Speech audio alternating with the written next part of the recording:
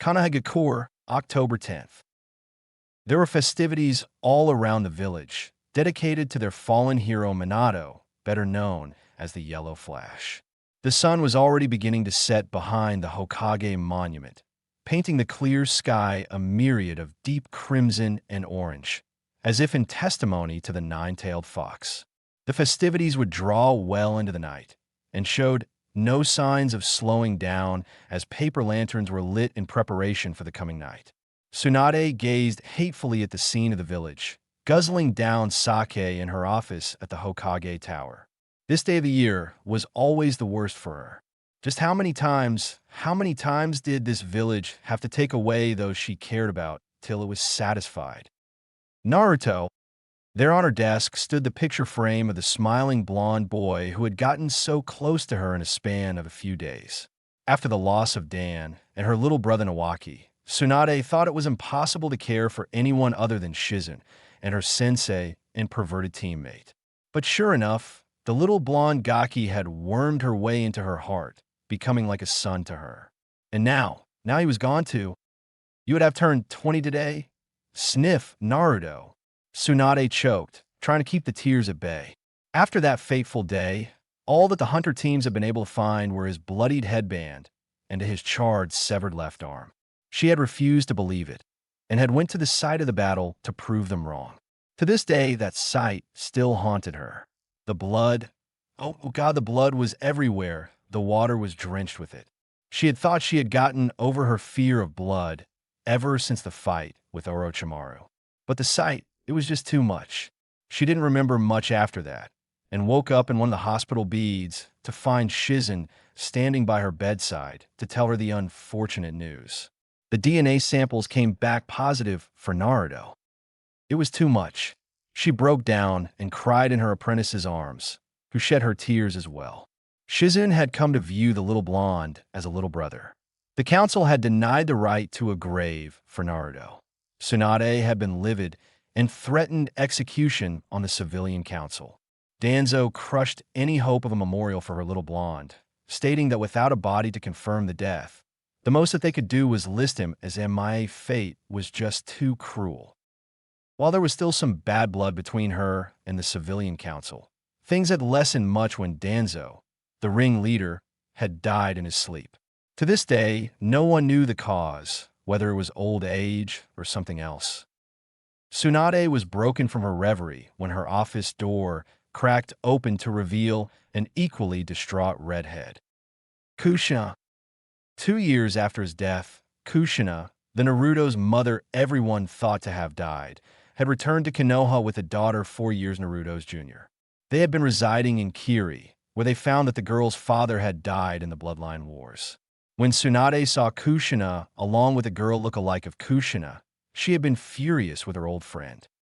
Kanahagakure 5 years ago, same day. How dare you? Tsunade seethed at the women, after confirming that she wasn't delusional. How dare she walk in now, trying to be a part of the boy's life? Tsunade, look, I know you're upset, but dash. 15 years. 15 God. Damn. Fucking years. Where the hell were you all this time? Where were you when he needed you? She screamed. Tsunade, I know. How do you think I felt when I finally pieced myself back together after Minato's death? He never told me what he was going to do with Naruto. He just said he wanted to hold him. After that, I was unconscious, and the first thing I wake up to is that my husband is dead and that my son now carries my burden. How was I supposed to handle that? By staying by your son's side, damn it. I tried, but I was just so full of pain that I wanted to get away from it all. By the time I was slapped myself out of it, I was stuck in Kiri when the bloodline war started. But now I'm here, and I want to make up for lost time. Tsunade, please, where is my son? Well, you should have fucking thought of that before he died. Tsunade snapped. She was in no mood to try to ease Kushina into this. Tsunade, that was a horrible and cruel joke. Where's my son? A joke. A joke. Tell me, is it a fucking joke that the council saw fit to send a team of genin after a team of a class sound Nin to retrieve a traitor? Is it a joke that that same traitor who killed him was his damn friend? Is it a joke that the only thing left of him was his headband and his severed arm? Damn it, Kushina. Tsunade cursed. She didn't care to watch her language in front of the little girl beside her mother, who started to tear up. And mommy, Oni-chan I is dead? The girl asked fearfully. No, no, Tsunade, you're lying. You're lying. Tell me where my son is. Kushina screamed. No matter what Tsunade said, Kushina tried denying it. Tsunade was fed up with it and took them to Konoha Memorial Stone, where it listed those dead or missing. After seeing her son's name on that stone listed as Amae, she broke down crying, holding her grieving daughter. After that, they had taken up permanent residence in their former family home. It had taken several months, but her and Tsunade had resolved their differences. I thought I'd find you here, Tsunade-san. Tsunade humphed. If Shizune sent you in to stop me drinking, then you can tell her dash. Tsunade shut up when Kushina revealed a high-quality vintage bottle of sake from behind her. I relieved Shizune a couple minutes ago and told her I'd watch after you. Unlike her, though, I know that sometimes sake is good for the soul.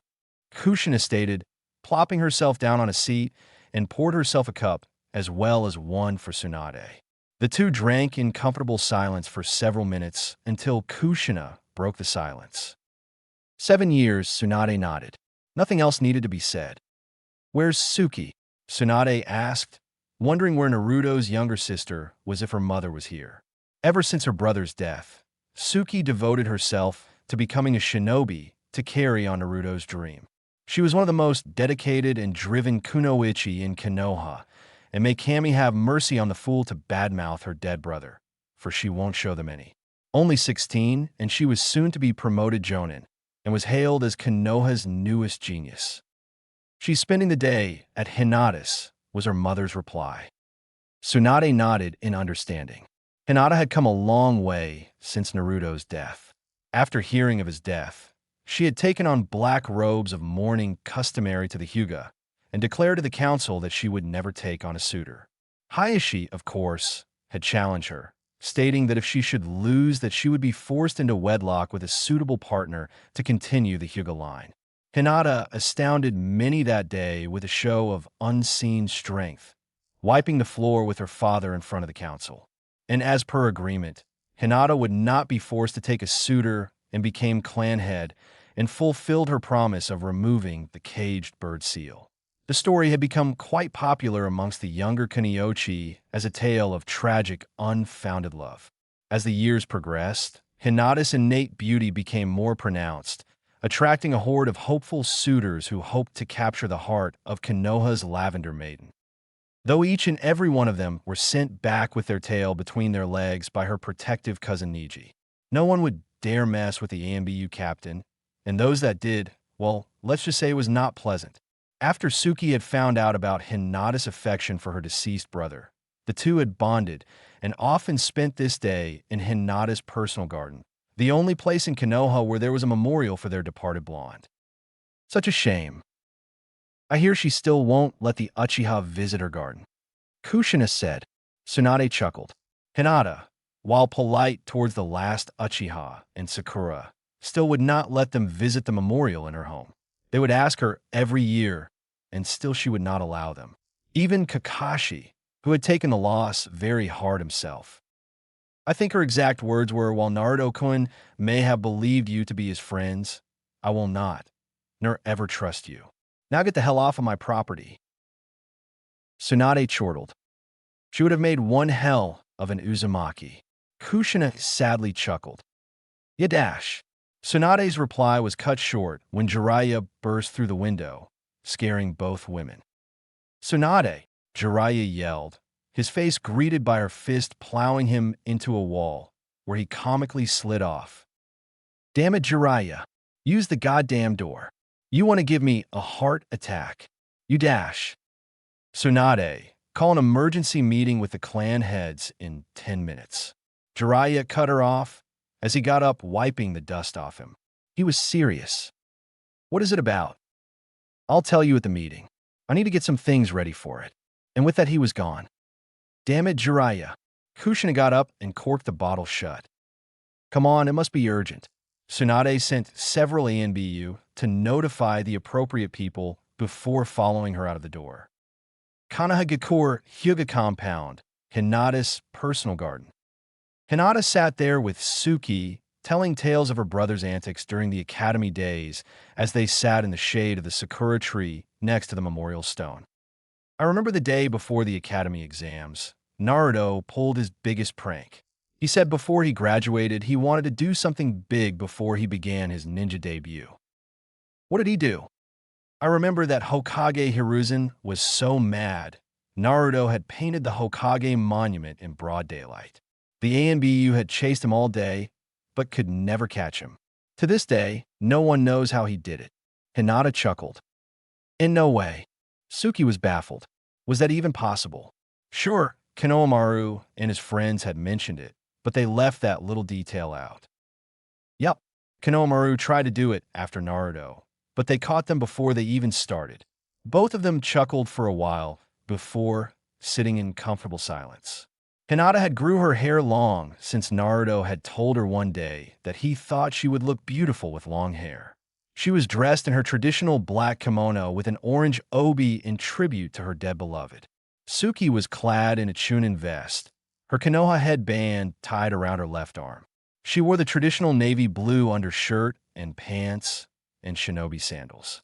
She let her red hair fall down free much like her mother, framing her blue eyes all the more for the passing admirer. Hinata, yes, Suki-chan. Do you think Oniai-chan is proud of me? Naruto would be proud of you no matter what you choose to do, as long as you never give up. The heartfelt moment was cut short as Niji arrived in ANBU gear. Hinata, pardon the intrusion. Tsunade has called an emergency meeting with the clan heads in 10 minutes. Hinata and Suki got up immediately to leave. Hinata bowed before the stone before leaving the clearing. Suki made way for home until Hinata called out to her. Will you not come with us, Suki-chan? But isn't this a clan head-only meeting?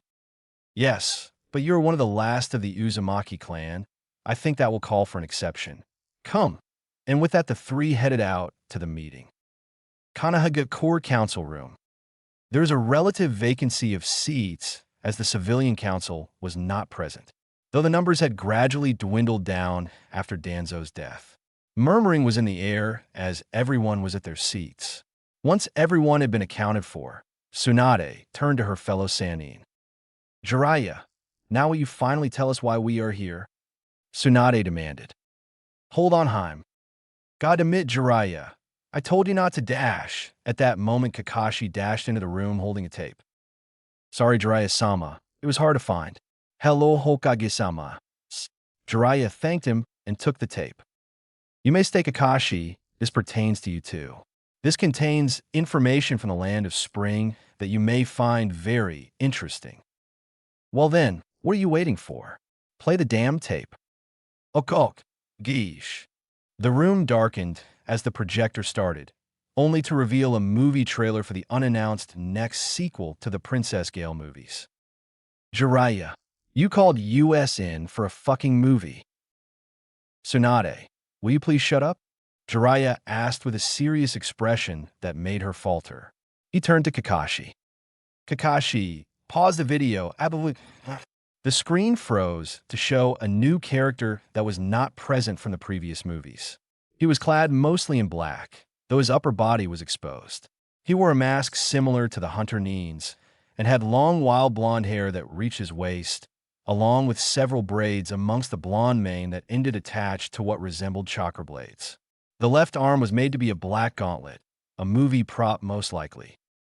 Now, if you have seen any of the previous movies, you would know that this character has not been in any of the other movies and is a new addition, Dash. What are you, Dash? I'm getting there, Tsunade. Kakashi, stop at 3 minutes and 43 seconds of the video. The screen now showed the back view of the character as well as a close-up of the left shoulder. Now, if you notice here, and here, that the left arm is actually not a prop or CGI, but actually a prosthetic, Jiraiya pointed out with a laser pointer. Zoom out, please, Kakashi. The picture changed again to show the whole figure. Now notice that there are only 9 braids ending with blades. 9. Sound familiar? Jiraiya. We all know Koyuki held Naruto in high regard. This is an actor, though. He's not Dash. Tsunade, what sidearm was found at the site? Sasuke cringed at the reminder of the battle. He hated himself for what he did to his friend. The left arm, Tsunade bitterly replied. Was that ever made public knowledge? Everyone's eyes widened. Hinata held back tears, threatening to fall. The movie progressed to show the character intercept an enemy's punch and throw them over their shoulder. There. That move was from one of the Toad-style taijutsu katas that I taught Naruto. The movie then fast-forwarded to a close-up of the character's mask. Kakashi zoomed in and enhanced the image. As they could hear the furious typing of the copycat Nin, everyone awaited with bated breath. Secret B, is my son still alive? And Naruto-kun, is it you? Oni-chan, Dobe, are you still alive? They were awarded with their patience when a screen zoomed in on the narrow eye slits and revealed a pair of cerulean blue eyes. Naruto is alive, and he's in the land of spring. Konohagakure Council Room. Konohamaru, amongst many others, were overjoyed at the news. His older brother, his boss, was still alive. Boss, I can't believe it. You're still alive. Hinata and Suki were crying while hugging each other, and were soon bear-hugged by a bawling Kushina who was hopping around the whole council room. My son, he's alive. The happiness and joy was infectious in the room. Even Hayashi chuckled. Tsunade allowed this to proceed, and after brushing away her own tears away, called for attention. All right, settle down. Boss is back. Oh, and I-chan. No, Devon. So, God admit, whoever doesn't shut up is gonna have catch Torah missions for a year. Everyone stopped on a dime and sat in their seats back straight. Jiraiya chuckled at their antics until he was silenced with a glare from Tsunade. Now, while it is good news that Naruto is alive, the question remains on how to retrieve him. It was common knowledge that the famous daimyo from the Land of Spring did not have a very high opinion of Konoha after finding out that the hero of her country had been treated with indifference and had been forced to grow up in relative solitude over something he had no control over. Granted that they weren't enemies, they weren't exactly allies anymore with Naruto gone. It is most likely that the daimyo is aware that Naruto is residing in her country. The fact that she has not notified us that Naruto was alive means that she did not want him to be found, which means we can't just ask them to hand him over without some hostilities. Tsunade thought out loud. Regardless, though, his country and loyalty lies with Konoha. We must take action quickly before the populace finds out, and we become forced to label him a missing Nin. Hayashi stated. Shikamaru, having taken over his lazy dad's position 2 years prior, nodded in agreement. As troublesome as the situation is, it will become even more so if we don't get him back sooner. Hokage-sama, I suggest making this an infiltrate and capture mission of the highest priority, most likely S rank, as the target is not only a close friend of ours, but also the last Namikaze and Jinchuriki of the QB. Shikamaru offered. Tsunade nodded in agreement. I agree. Any other action will result in a political catastrophe, possibly resulting in an end of trade agreements with the Land of Spring. Any shinobi or kunoichi you find best recommended for the task, send them to my office before midnight and be prepared for a week's travel. Note that I have final say in who goes. Got that? The group nodded, and with that Tsunade left the room. Konohagakure Hokage's office, 10 p.m. It wasn't even close to midnight, and there was already a line outside of Tsunade's office.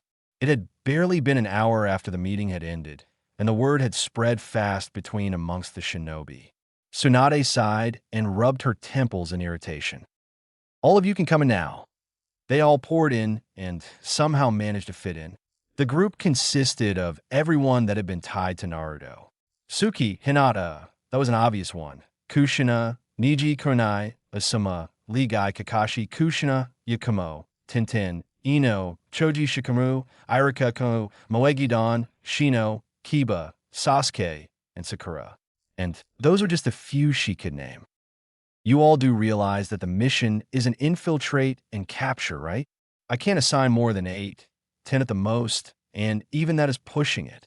Almost as soon as she said that, the group began to voice their reasons as to why they should be included in the mission.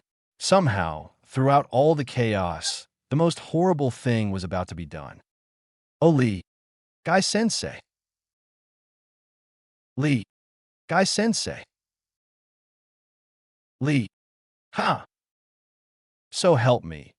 If you two hug in here, I will assign you catch Tora missions for the rest of your career. Tsunade bellowed, saving the group from the horrible, unbreakable guy, Lee Combo Jinjutsu. Now, as to get back to the point, though I have to say, Uchiha, you're the least qualified to go after Naruto, seeing as how your actions have caused this.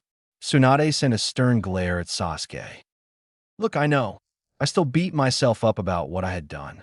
I was so consumed with the idea of revenge that I didn't care who I had to hurt to get it. I want to make amends to all the things I've done wrong. I want to know. I need to bring Naruto home. Tsunade gave him no answer, instead moving on to Irika. And you, Irika? Are you sure you should leave your wife halfway through her pregnancy on a dangerous mission? What would Anko say? Needless to say, Irika and Anko getting together in a relationship, much less getting married, no one had seen that coming. It had been good for both of them, though, since Irika had taken the boy's death extremely hard. For the first 3 years, he arrived late to all his lectures, and even then they were half-assed. He didn't show any of the passion he had before for his job, and was rarely of any help. Only when Anko found him trying to get himself plastered on the 4th anniversary of Naruto's death did she slap some sense into him and told him he wasn't the only one to miss the blonde Gaki, and to ask himself if Naruto really would want him to throw away his life because of him. With that, Irika had snapped out of his funk and gained back some of that previous spirit. Somewhere along the way, him and Anko had started seeing each other when out of the blue Irika asked her to marry him. Well, given that Anko thought it was Kurenai teasing her with a Jinjutsu, once she found out it was not so, she had glomped the poor man saying yes, over and over. Anyways, back to the present. Please, Tsunade-sama, he's been doting over me so much these past months. I want him to leave for a bit. Anko retorted, revealing herself in the crowd. While this may have seemed insensitive, once you translated it from Anko to English, it went like this. Honey, it's okay, you can go. You need to do this for yourself. Be safe, or something like that. Ibiki is still working on the translator. Tsunade humphed and looked towards the Kakashi. And you? I need to do this as well. I was his sensei, and I never really did as much as I should have for him. This is my atonement as well. Don't you dare think of keeping me off this mission, Hokage-sama. I've spent 7 years thinking Naruto-kun was dead. I will not stand by idle while Naruto-kun is out there alive. Hinata fiercely declared as soon as Tsunade so much as glanced in her direction. Tsunade sighed and pinched the bridge of her nose in frustration. Hokage-sama, if I may be so bold to suggest, the lazy should come of ventured, drawing everyone's attention at the lazy Nara's uncharacteristic behavior. Go on. While I did suggest the mission does not necessarily mean that the mission parameters be solely focused on stealth. Knowing the troublesome blonde, things will blow way out of proportion. A stealth team simply won't work. How can you be so sure, Shika? A good stealth team could knock him out unconscious and bring him back. Choji asked his friend. That won't work. Being a Jinchuriki, Naruto can shrug off most sedatives and regain consciousness relatively fast. As for the silent dispatch, have any of you ever wondered how Naruto was able to evade capture from the ANBU when he was in a bright orange jumpsuit? He'll know we're on his tail, figuratively speaking, and retreat into hiding where we may never find him again for several years. No, the team needs to be a combat-oriented one that can bypass the land of Spring's border control and come into direct combat to draw Naruto out. Anything else short of reverse summoning him, then re-summoning him here, just won't work. The team members should also have some sort of emotional attachment or connection to the troublesome blonde, he will be more wary attacking old friends. Shikamaru replied. After that was said and done, everyone looked towards Tsunade for her final say. Asterisk sigh asterisk. Thank you for summing the situation up, Shikamaru. Okay, listen up. The Naruto retrieval team will consist of the following members: Kakashi, Guy, Hinata, Kiba, Choji, Sakura, Sasuke, Kurenai, Shikamaru, Iruka, and Ino. Meet up at the Western Gate in 10 minutes. Oh, and one last thing. You better not be seasick. With that, the shinobi present saluted and departed. All save for two. Kushina was the first to approach Tsunade. Tsunade, why the hell didn't you send me on the mission to get my son? She yelled as she slammed her hands on the desk. Subtlety was never her strong point. Tsunade sighed and ran her hand over her face. Damn it, Kushina. I know you and Suki want to drop everything and go to your son. Hell, the only thing keeping me from running after him and dragging him back here is my duty as Hokage. But the fact is that Naruto has not come back to his home once in 7 years. I should know. I've had to read the daily reports from Border Patrol. Also, the fact that Jiraiya's Toad summons lied about Naruto's death speaks for itself, that he doesn't want to come home for whatever reasons. Right now, seeing his mother he didn't even know he had will do more harm than good. Tsunade explained. Don't worry, the moment the blonde knucklehead steps foot inside Konoha, I'll let you know. Fine. Kushina relented and lead her daughter towards their home. Fire Country Border, Naruto Retrieval Team, 11:20 p.m. The group had been traveling in relative silence for a little more than an hour before Kiba addressed something Shikamaru had stated earlier. Kakashi-san. Yes, Kiba. Why doesn't Jiraiya just use the reverse summon technique on Naruto? I mean, he is the Toad Sage, after all. Everyone nodded their heads at this, as all of them, save the Nara, had been mulling this over in their heads. Kakashi sighed before answering the brash Inuzuka's question. Normally, yes, that would be the case. A summoning contract allows the current sage that kind of pull over lesser summoners. The only time they cannot do this is when the summoner is either removed, which means they've signed a different summoning contract, or if they're dead. Jiraiya had come in contact with this information a week back, and checked with the Toad Elders to make sure before he brought it up with Tsunade. The Elders had told Jiraiya that Naruto's status read deceased on the scroll, but they were acting shifty, as if they had something to hide. But wouldn't they have to answer Jiraiya truthfully? See, that's the thing with summons. They're not obligated to help you out. Some would even leave you out to dry if they wanted to. Others, like Man to the Snake Summon, set requirements that you must complete before they would even think of helping you. So technically, the Toad Elders could tell Jiraiya to stick it up his ass, so to speak, and deny an answer, as they are obviously doing now, which makes this mission all the more difficult since Naruto is making it clear he doesn't want to be found, which makes our job harder. An unsettling silence descended over the group at Kakashi's declaration. And while this is an S-class secret, it does pertain to the mission and you are entitled. Recently, one of Jiraiya's spies caught word of an organization calling themselves the Akatsuki and are comprised solely of S-class missing means. Their objective seems to be to gather all the Jinchuriki, though for what purpose we don't know. And the fact that we now know where Naruto is, you can be damn sure they know too, which makes this mission all the more harder. We'll get him back, Hinata, and whenever she's on a mission, Hinata is in her Shippuden outfit, who had been silent ever since their departure, was the first to break the silence. We will bring him back. Konoha, it's his home, and it still is. We're his family, his precious ones. So help me if I have to drag him back to Konoha kicking and screaming the whole way. I will. And if the Akatsuki try to take him away, I will make sure I deal with them. Personally, she fiercely declared. Everyone felt their resolve strengthen with the Hyuga heiress's words. A woman in love is a scary thing, Kakashi mused. 3 days later, somewhere in the land of spring. On a stage in an underground ruin, its surface is fraught with inscriptions and ancient hieroglyphics, stood a man clad in formal robes holding aloft a magnificent gauntlet, sending off rays of power in nondescript directions. The man cackled at the group before him. "Behold, Princess, the gauntlet of Sosdany. With its power, the third column shall create a new order." "Our order?" The man sneered. "Too long has humanity been devoid of judgment, but for no longer. We shall act as the hand of God and create a new order. You would do so at the price of thousands of innocents. Have you gone mad?"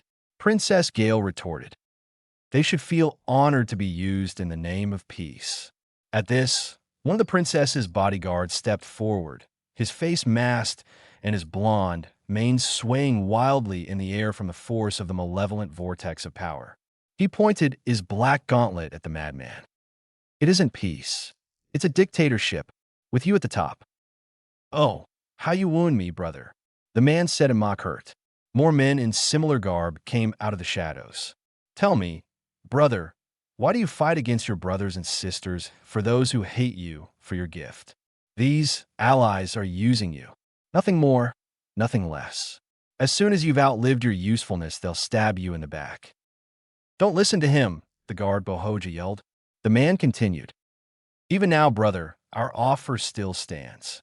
Come back to the waiting arms of your family, where you belong. You can take your offer and shove it up your ass for all I care." The masked guard retorted back heatedly. The man sadly shook his hand. "It is a pity, brother, but not even for family will the way to the new order be stopped." Whatever he had planned to say next was never heard as he blocked a spell from the princess. "We didn't come here to trade words. We came here to stop you. And that's just what we'll do." At this, all the group sprung into action, the guards taking care of the henchmen, while Princess Gale made straight for their leader. Each and every blow from the princess was swatted away insignificantly by the man. "How?" the man cackled. "Don't you get it? With Sosdane, I am God." At this, he sent a vicious strike at the princess, knocking away her staff. "Enough of these childish games. It is time to end this." Dark energies formed on his right hand, and in a flash of movement, he jabbed his hand forward, set out to stab the princess in the heart. "Princess!" But as she closed her eyes, Gale could hear the sickening squelch of pierced flesh, but noted the absence of pain. When she dared to open her eyes, she saw the man's hand, slick with blood, inches away from her heart, protruding from the body of her masked ally. "While are you?" she screamed in horror. Yoru merely chuckled, coughing up blood in the process. "Are you okay, princess?" Yoru called, looking over his shoulder. Why did you? You still define me, brother. To think, I would have given you a painless end. Now, you can suffer with the rest of them." The robed man twisted his arm violently, causing Yoru to cry out in pain. "Stop it!" Princess Gale cried. The man cackled and drew his arm out of Yoru, or at least attempted. When he looked to see what had stooped him, he saw Yoru's right hand clamped around his arm like a vice. No matter how much he struggled, he couldn't break free. "Let go of me," Yoru merely chuckled. He cough, I still see them. In my dreams, they come to me. Every man, woman, and child I ever killed. Every sin comes back to haunt me. I've been so many things wrong, but at least in the end, I got to do one thing right. Yoru rose his left arm, his black gauntlet gleaming in the light. No, let go of me." The man tried frantically to free his arm. Gladly, Yoru sneered, rending the man's right arm from his body with his clawed hand. "Gah!" The man clutched his heavily bleeding side in a futile attempt to stop the flow of blood. Yoru tore the severed arm from his torso and flung it away, only to promptly collapse. Princess Gale took this opportunity to finish the fight. It's over, and with a blast of power from her recovered staff, the man faded to ashes. The sounds of battle died away, each of the members of the order dispatched. Her loyal companions made way to the huddled form of their princess, who cradled the head of their dying comrade in her lap. Tears flowed unheeded from her eyes as she gazed into her fallen ally's cerulean blue eyes, his mask discarded. WHY. Hick, why did you do that? She sobbed. Yoru smiled sadly at her. Asterisk cough, asterisk, I did it. Because you were the first person, asterisk cough, cough, asterisk, to ever be my friend, Yoru weakly replied, prompting Gale to cry even harder. He weakly clasped his necklace and handed it to Gale. Her eyes widened. Here, I want you to have this. Boo, but it's the only memory you have of your previous life. Please, I want you to have it. Think of it as a gift. With that said, he pushed it into her hands. Asterisk cough, asterisk, I wonder if I'll ever see you again, but I doubt it since I'm going to hell, but I do hope you find happiness, Princess Gale. Yoru, asterisk, hick, asterisk. I'll never forget you. Gale sobbed. Karis. I just remembered. Asterisk cough, asterisk, my real name. It's Karis. It's a beautiful name. My time's up, cough. Goodbye, Princess Gale. She could do no more than watch as the light left his eyes and his breathing stilled. Gently, she closed each eye, kissing them shut, before whispering goodbye. Karis. End and cut. The lights flooded on the scene as the stage crew filed in and the actors got up. The director was literally in tears as he approached his 2 stars. That was beautiful, he shouted, hugging Naruto and Princess Koyuki. The 2 actors saw many of the crew members in similar states, bawling their eyes out, but nonetheless continuing to do their jobs. He let them go and clapped a hand on Naruto's shoulder. My boy, you have a gift. I have another movie coming up in a year. I would love to have you star in it. Sorry, Mr. Xiangxiangli. This was just a favor for Princess Koyuki. Besides, I don't think I'm really cut out for acting. The blonde chuckled, rubbing the back of his head, embarrassed with all the praise. The director merely chuckled. Nonsense, my boy. You're much too modest. Such a shame, though. You have talent that other actors would kill for. In case you ever change your mind, though, here's my card. We'll always have a job open for you. The director replied, shoving his business card into Naruto's hands. Thanks. I'll be sure to keep you in mind if I ever want to get back into showbiz. So is that the last take? You bet, my boy. As of now, all the filming is over. Now all we have to do is ship the film to the editors. Now this calls for a celebration. How about it, my boy? There'll be women, drinks, music, and dancing, the director cried. Many of the other staff perked up at his words. Sorry, Mr. Xiangxiangli, but I'll have to pass. Naruto politely declined. I promised to spend the rest of the day with my daughter after I was done at the studio. The director shook his head. It's admirable for one so young to be so dedicated to his daughter, and a single parent no less. But my boy, you have to live a little.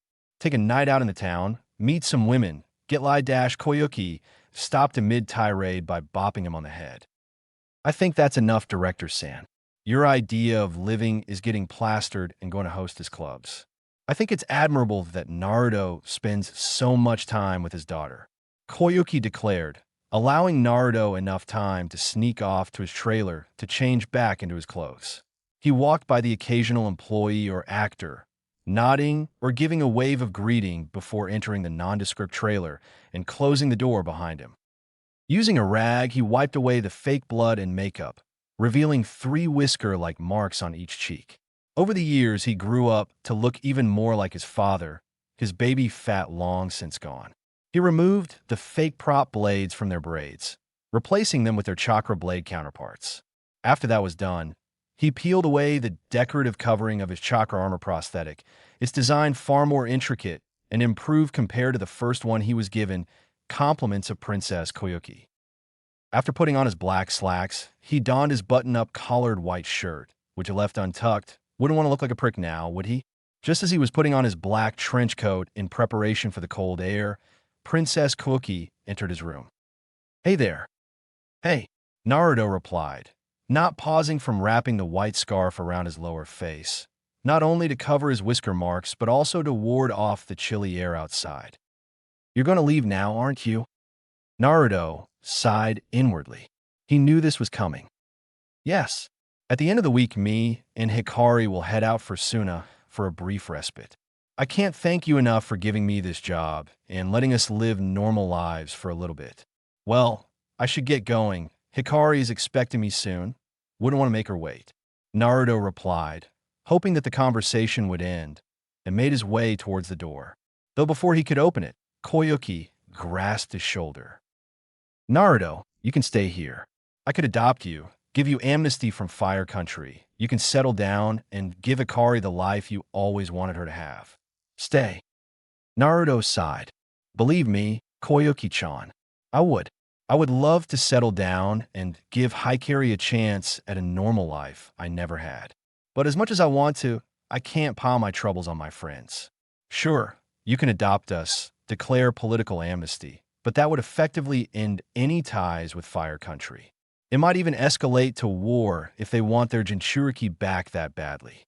Spring Country is still rebuilding itself. I can't deny your country a possible future ally, just for my selfish reasons. And with that, Naruto left the trailer, signifying an end to the conversation. Don't you think you have a right to be selfish about this? After all the things you've done for others, don't you think you're entitled to be selfish about this? Koyuki asked him from the doorway. Naruto merely smiled sadly at her, and while his face may have been covered, his eyes conveyed exactly what couldn't be said. They showed someone who had seen too much, who had lost too much. There's nothing left to be selfish for. Dewa Addi Dai. As soon as Naruto stepped foot in the grounds of the elementary school, a little blonde, blue-eyed girl tackled him, hanging on to him like a monkey. Her hair was tied up in twin pigtails, though she lacked her dad's whiskers, something she was sorely jealous of. She wore an orange hoodie, much like her dad when he was a genin, jeans, and brown-eyed boots. She had a little red backpack, and while a little worn around the edges, she refused a replacement. Oof! Naruto staggered under the force his little girl collided with him. He chuckled at the little girl's antics, ruffling her hair with his hand. Hey there, did Daddy's little girl behave herself? Hikari nodded her head furiously with such vigor that some bystanders thought she was going to break her neck. Yup, so Daddy, where are we going to go today? Ooh, I know, we can go to the fair. Please, see. Can we? Hikari shouted, shaking her dad furiously. Naruto laughed at her antics. She reminded him so much of himself before everything happened. Sure thing. After all, you did keep up your part of the bargain. Yeah. Hikari jumped off her dad and danced around him in circles from the excitement. Just as he was about to calm her down so that they could leave, he saw her teacher running up to them out of breath. Asterisk huff, asterisk Hikari. Don't run off like that. You could get lost. Then how will your dad find? Tsubaki faltered as she noticed just who Hikari was with and blushed considerably. Mr. Uzumaki, I didn't notice you there. I'm sorry, that Hikari ran off under my watch. It's okay. I've been trying to teach her not to do that anymore. Hikari, what did I tell you about worrying little Ms. Tsubaki? He said in a mock reprimanding tone. Hikari had the good nature to look embarrassed and looked down and trailed circles in the ground with her left foot. You said not to, and to listen to what Ms. Tsubaki says, Hikari said meekly. Naruto, I smiled. Good, now be sure to do that. Thank you for watching after my daughter, Tsubaki-chan. Now, if you'll excuse us, I promise my little girl to take her wherever she wants today. Tsubaki blushed even more when he referred to her as Chan. And not at all. Have a wonderful day, Mr. Uzumaki. Tsubaki said as she bowed. Please just call me Naruto. Have a wonderful day, Tsubaki-chan. And with that, the two blondes departed. Tsubaki stood there and watched them leave, to be joined by a fellow teacher's aide. So sad to be a widower at such a young age, especially for a handsome man like him. Sigh. Asterisk, yeah. Both of them clammed up, though, from a wave of killing intent that washed over them, only to disappear suddenly. In the shadows. Hinata, we are not to give away our position. What were you thinking? Naruto could have sensed us. Kakashi reprimanded the Hyuga. Hyuga blushed in shame. Gomen, Kakashi-san, I just didn't know what came over me. Don't worry, Hinata-chan. After we tie him up, you can have your way with him. though I'm going to have to ask if I can have him second. Ino teased. Hinata blushed a dark crimson. Nanny. Ino. Enough. Kiba, did Naruto notice? Kurenai ordered. The Inuzuka shook his head. Nope. So far as I can tell, he hasn't noticed us. Kakashi nodded. Good, let's keep it that way. Hi. Who would have thought that Naruto had a kid? Kiba said after a while. What? You're mad that you're still a virgin dog boy. Ino teased. How did you know? Fuck. Oh, this is gold. Ino chuckled mischievously. Kakashi whacked them over the heads. Focus. Hi, Gomen Kakashi-san. They replied sheepishly. Kurenai looked over to Guy. I've never seen Kakashi so serious. Yash, my rival's flames of youth have returned. These past few years, he's been most unyouthful with his moping about. Back with Naruto. Naruto felt a shiver go down his spine as if he had been forced to listen to one of Guy and Lee's speeches of flames of youth. Could it be? Nah, must be imagining it. The fairgrounds were bustling with activity. Acrobats performed stunts, magicians wowing the crowd with tricks, and stands offering prizes for a lucky winner. Hikari was having a blast, running from stall to stall, trying different games and food, and dragging Naruto on all the rides she wanted to try. The sun had begun to set, and Naruto planned on taking Hikari home soon before it got dark, despite the fact that many people were still at the festival having fun. Come on, Hikari, time to go home. Oh, boo butt daddy. Please, just 10 more minutes. Pretty pues. Hikari then activated the dreaded puppy dog, eyes no just do. For the next 5 minutes, Naruto and Hikari held a staring contest until Naruto broke the silence. No, Hikari slumped in defeat. AWWWWWWW. As they made their way to leave, they bumped into two figures.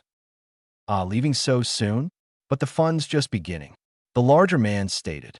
They were both clad in black cloaks with red clouds on them. Do I know you? Naruto asked. You have something we want, Naruto Uzumaki, the nine-tailed fox.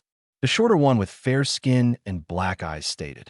Naruto made sure to school his face into a look of confusion while internally his mind was in turmoil.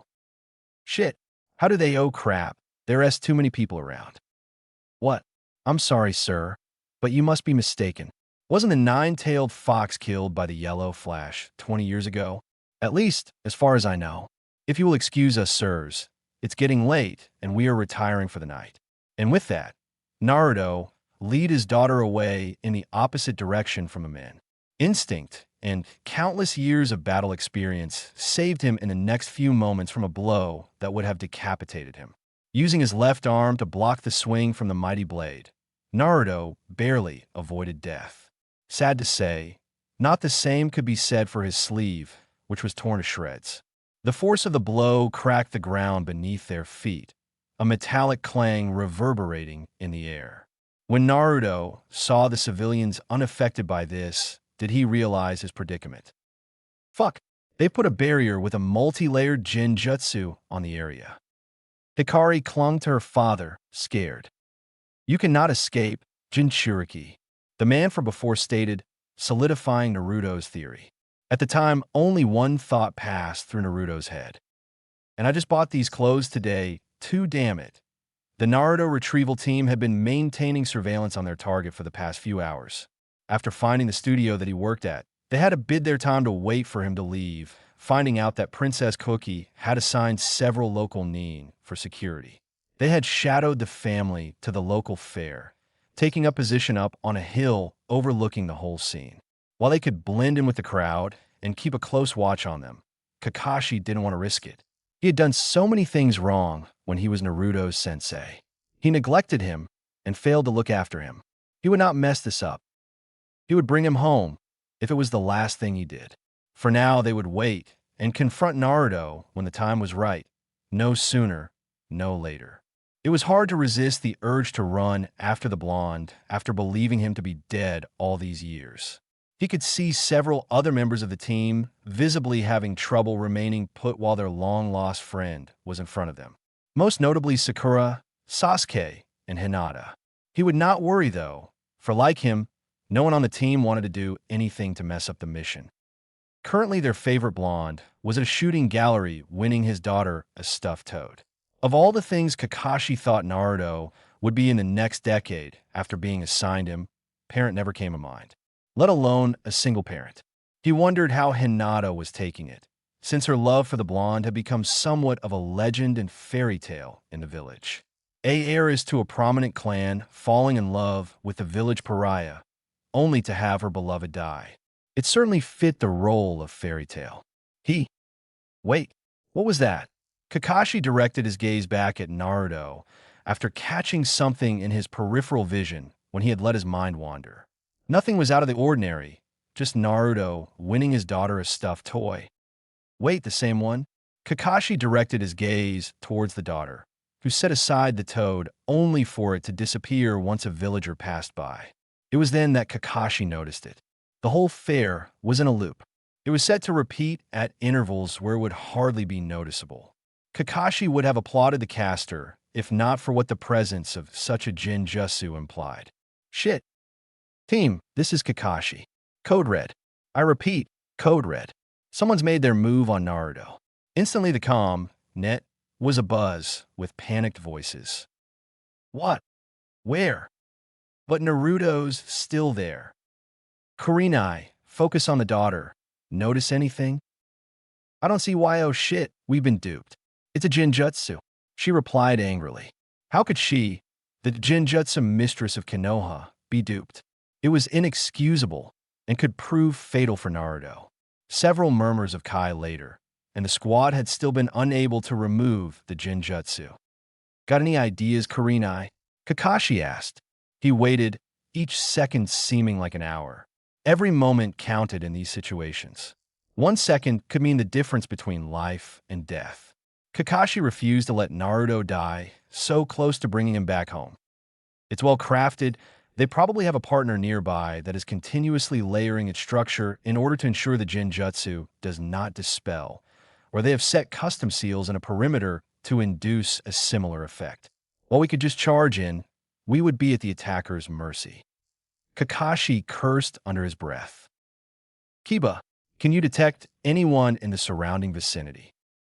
I can try, but with so many people, Akamaru and I are going to have a hard time finding the partner in all the background sense. Kiba replied. Kakashi-san, I think I found something. What is it, Hinata? I found the seals. It looks like they've also put barrier tags as well. There's 4 in total in a roughly square shape. The closest one is half a mile northwest of us. About another mile up is the second one. Half a mile northeast is the third, and the fourth is a mile southeast. Thanks, Hinata. Kiba, Sasuke, Guy, and Irika. I want those seals taken down now. We'll be in position to offer assistance if needed. Be careful. They might be rigged with traps or failsafes. Hi. Please, Naruto, be safe. Hinata silently pleaded to herself. Inside the barrier.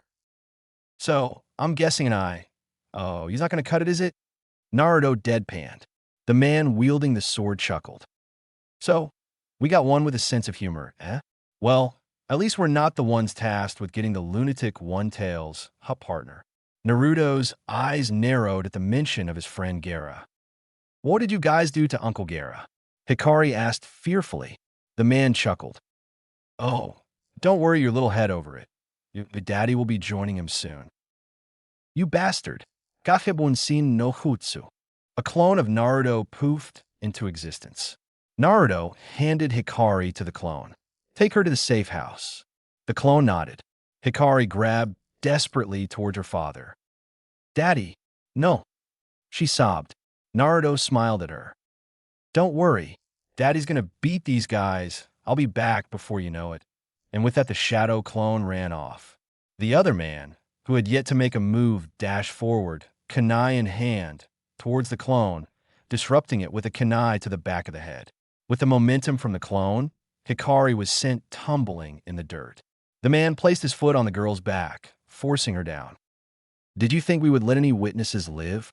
Your exile has made you dash. A chakra armored fist slamming into his face sent him flying through several stands. You even fucking touch my daughter, and I'll send you straight to hell. Naruto roared. The sword-wielding man whistled. Whoa, 12 stands. Packs quite the punch, Hitachi. Said man removed himself from the wreckage, his veiled casa laying forgotten, revealing a fair-skinned man with the telltale black eyes of an Uchiha. He rubbed his jaw, which was already beginning to bruise.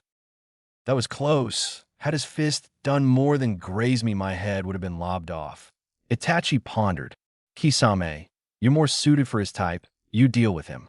Said man laughed and threw away his casa, revealing him to have a shark-like nature with blue skin and marks like gills on his face. Finally, I've been itching for a good fight. Just make sure you don't cause too much collateral damage. No promises. HN, very well. Kisame turned to his opponent to only see the little girl gone. Hey, where'd the brat go? Naruto chuckled. Safe. That's all you need to know. Now surrender and die. Don't you mean surrender or die? Nope. I like you, kid. Kisame chuckled. Can't say the same for you, shark-ass face. That's IT. A huge explosion from within the barrier sent tremors throughout the valley, sending some of the team to stumble. Shit. Guys, what's the status on those seals? Kakashi asked into his communicator. ETA, 30 seconds, guy responded. Shit. Come on, hang in there, Naruto. Naruto was sent back from the ferocious blow from Samahata, his feet making rivets in the dirt as he was blown back. His chakra armor arm had a burn mark from the point of impact. Damn, the blow was like one of the old hag's punches. He could make out the form of the enraged Kisame running towards him, sword waved angrily in the air. What was that bitch? Kisame roared. Must be sensitive about his skin color. OHSHIT. Naruto was forced to dodge as Kisame jumped in the air, sword raised over his head to bring down in a crushing axe-like motion. The point of impact made a giant fissure. Damn it. Stay still, he roared, dashing after Naruto with a tremendous burst of speed. While this was going on, Itachi was pondering where the little girl Naruto was with had gone.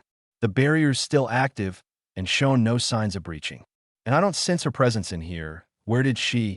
Itachi was cut short from his musings as he was forced to sidestep a chunk of falling debris coming his way. Shit. Sorry, Itachi. Itachi sighed at his partner's destructive tendencies. Currently, their target had yet to strike back, infuriating Kisame even further. That would be changed soon, though once Kisame would up the ante, which should be in 5, 4, 3, 2, 1. Suiton Baku Sui Showa. Kisame issued a giant stream of water from his mouth, which erupted into a large tidal wave, with Kisame riding in the forefront, grinning eagerly at the thought of bloodshed. Naruto jumped, though much to his surprise the waves followed him, allowing Kisame to slash his chest. Naruto was barely able to backstep to avoid being cut in half, but the wound still stung like a bitch. Yet, accompanying the pain was an odd loss of chakra. With the barrier in place, the whole fair had flooded, now resembling a lake more than a valley. That thing drains chakra, doesn't it? Naruto said in realization. Kisame chuckled. Yup, you're the first to realize that after the first hit. Usually most only piece it together before Samahata here rips them to shreds. Kisame replied, mirth in his eyes as he recalled those battles. Well, that's annoying, Naruto retorted, pulling out a tanto from inside his trench coat, its handle made of a dark oak, its blade straight and no longer than his forearm. He held it in his right hand in a reverse grip and got into a defensive stance. Huh, you think it's going to do you much good against Samahata? Kisame chuckled. Naruto merely smirked. Kisame shrugged. Oh well, it's your funeral, I guess. And with both figures dashed forward, eager to get in the first strike. Okay, team, the seals have to be removed at the same time. On three. One, two, three. The seals came off easily, almost too easily in Kakashi's opinion. But sure enough, the barrier dispelled, unleashing a torrent of water that soon filled the valley and would have drowned the team had they not responded so quickly. The Jinjutsu dispelled, revealing Naruto engaged in a fierce Kinjutsu match with a man wielding a giant bandage sword. Before they could intervene, though, four figures came up to intercept them. Ototo, my you've grown. I'm sorry, but I cannot let you nor your allies interfere in this fight, the man said as he came up alongside the clones of Kisame. Itachi. Kisame was pissed. How the hell was this brat blocking all his hits like noting? Samahata should have snapped that little Tonto in half. It was infuriating. The Jinchuiki didn't even use the weapon to strike, instead opting to use his left arm and chakra blades to counterattack, which, might he add, were very annoying.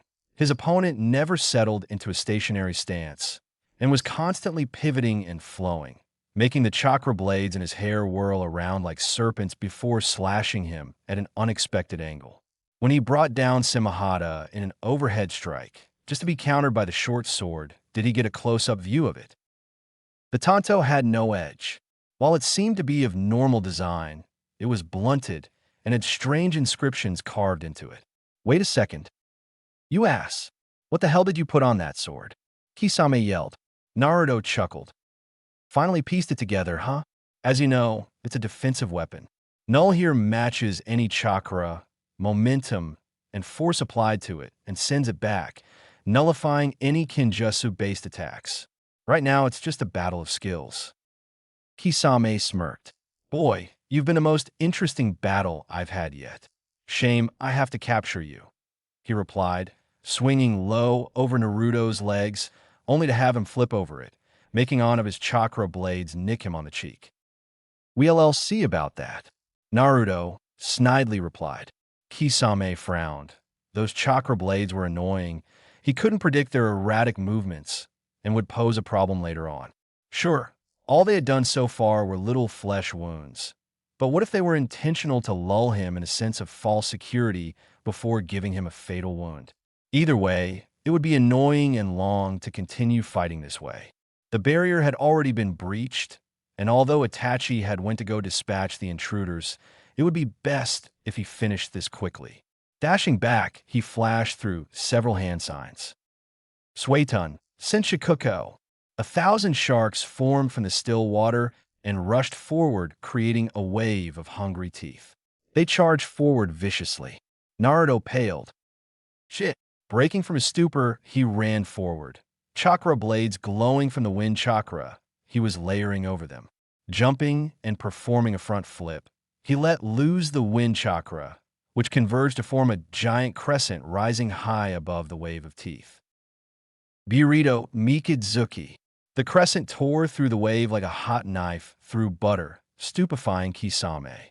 That is, until he realized the attack was heading straight for him. Shit. He barely brought up Samahata to absorb the attack, but wherever Samahata wasn't able to cover was flayed from the wind chakra. Kisame breathed heavily. Even though Samahata had been able to absorb a good chunk of the chakra, the force of the blow felt like the combined force of 1,000 of Guy's punches. His right shoulder and shin had been sliced open. Had he not been layering chakra over his skin in defense, his right leg below the knee may very well have been cut clean off, though his opponent didn't look better off either. The chakra needed for such an attack must have been monstrous. Asterisk huff, asterisk, huff you give up? Huff, Naruto wheezed. Huh, huff as huff if, Kisame weakly retorted. Stubborn bastard. Right back at ya. Kakashi and company had been fighting fervently against the Kisame clones. Though unlike normal clone types, these were much more sturdier and didn't dispel after a few hits. One even had its right arm singed from Sasuke's fireball attacks, and it was still going. They were already struggling, and Itachi hadn't so much as lifted a finger against them. The team panicked after glimpsing the chaos from Naruto's battle. Kakashi was almost beheaded as the clone Kisame swung at his head. I would worry more about your battle than the Jinchurikis. Don't worry, we won't kill him. Yet the clone sneered. Irika and the others were having similar problems with their opponents. Damn it, what does it take for you bastards to die? Sasuke yelled in frustration. Both him and Kakashi had driven a Chidori into their respective opponents only to have them shrug it off. Another explosion where Naruto was signified, the situation worsening. Naruto, let me through, Hinata yelled, sending a Junken strike straight to the clone's balls. The pain, too intense for words, forced the clone to dispel, making every man in the vicinity cup their family jewels in pain and fear. Even Itachi. That works too, Sasuke idly commented, though the battle stopped when they saw a figure flying towards them at high speeds. H. The real Kisame impacted with the water near Itachi, sending a huge splash of water flying everywhere. He slowly floated back to the surface on his back. I see you're having difficulties, Kisame, Itachi asked indifferently. Asterisco kov no cheat serlo kov Kisame snapped. Itachi nodded and picked up Kisame, while the clones dispelled. We shall depart for now. I hope you become stronger, O Toto, until next time. And with that said, they shined after they left the water diminished till it too disappeared. Naruto, Hinata and the others rushed to the bloodied form of Naruto, who was slowly limping away. He was a mess, his blonde hair splashed with blood, numerous cuts still in the process of healing, some showing the underlying bone. He tried to walk before stumbling to his knees, coughing out blood. The others rushed to the scene as Hinata gently helped him up. Oh God! That was all that Kakashi thought at seeing Naruto's bloodied form. How could he let this happen? They were so close to getting Naruto back, only to find him near death. Naruto fumbled through what remained of his trench coat before pulling out a key, placing it in the air and turning it, prompting a door to appear out of nowhere. He stumbled forward with Hinata's help, soon followed by the rest of the group. They walked into a luxurious home, hardwood floors complemented by the mocha-colored walls. A small hallway led into the living room, which connected with the kitchen.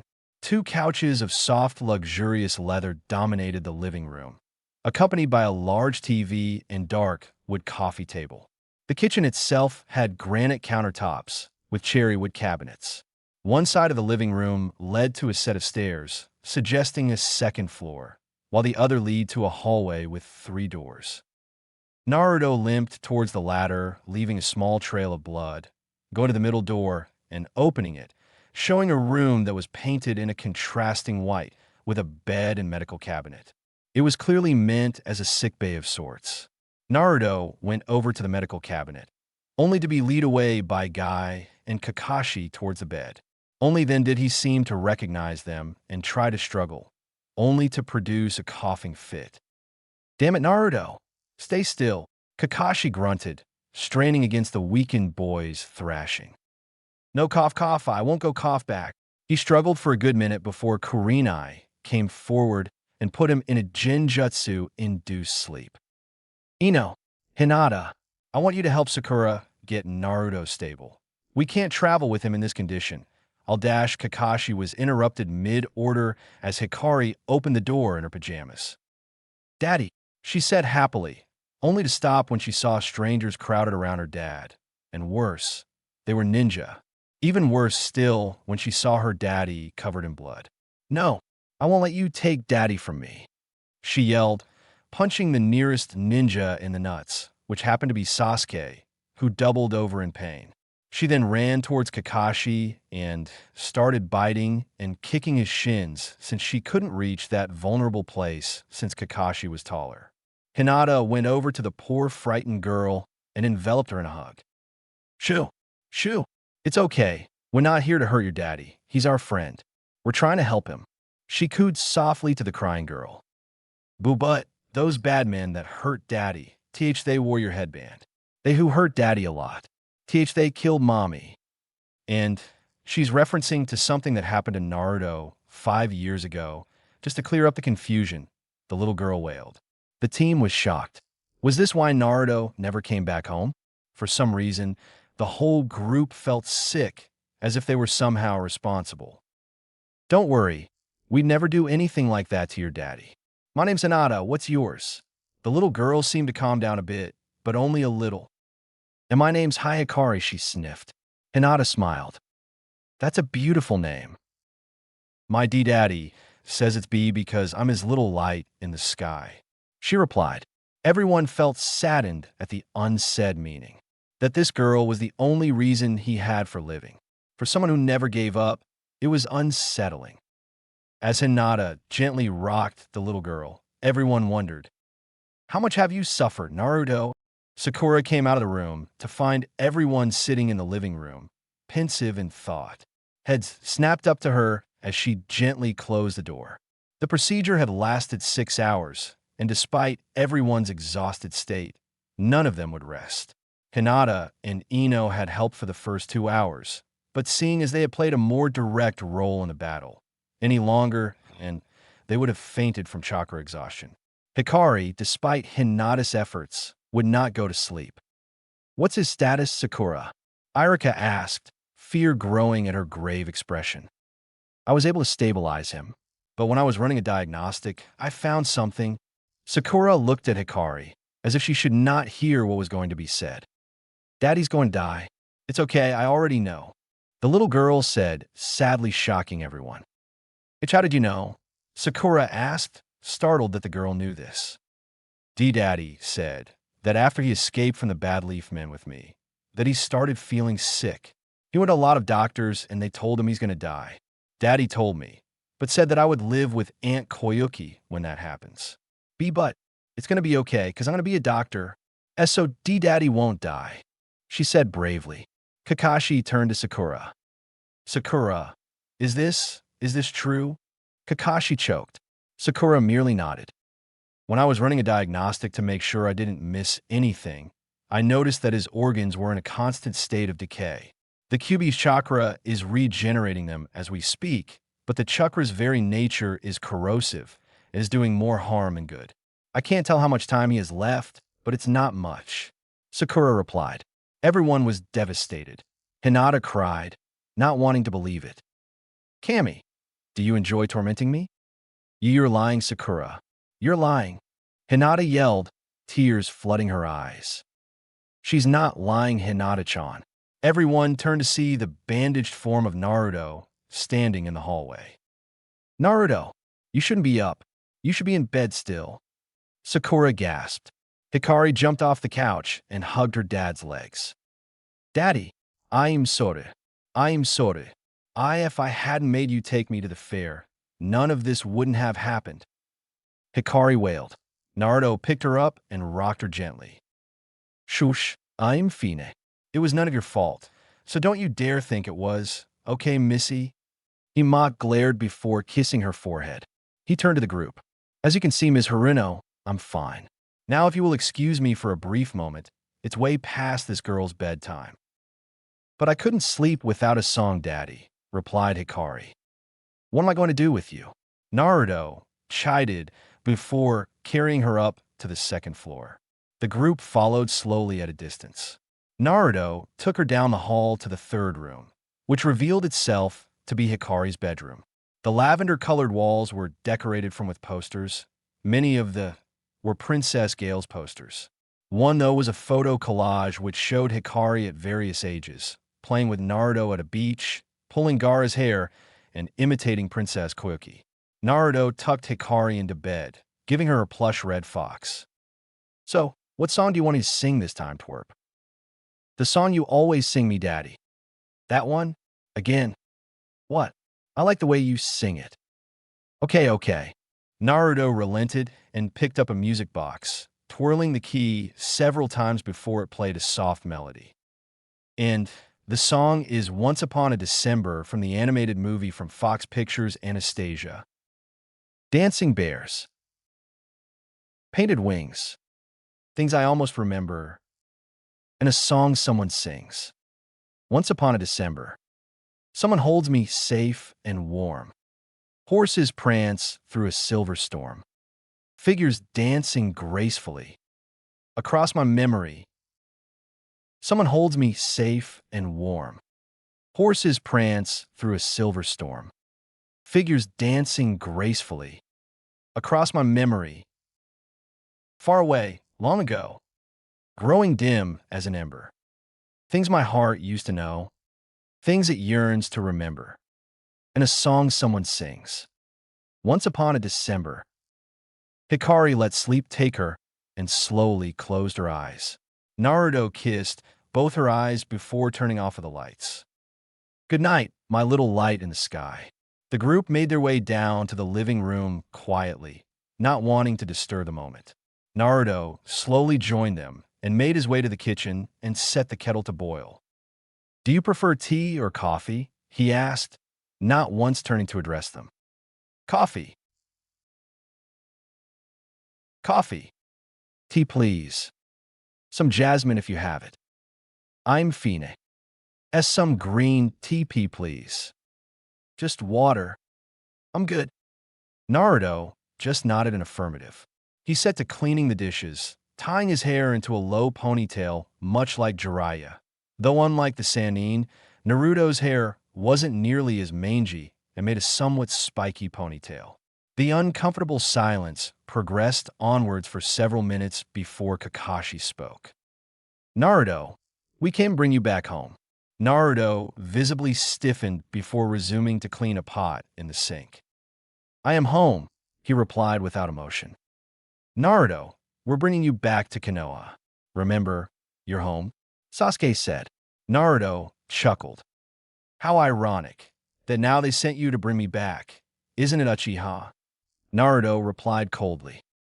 Look, Naruto, I'm sorry. I wasn't in the right state of mind, dash. Or were you now? Damn it, Naruto. I'm trying to make amends. Good for you. The silence resumed.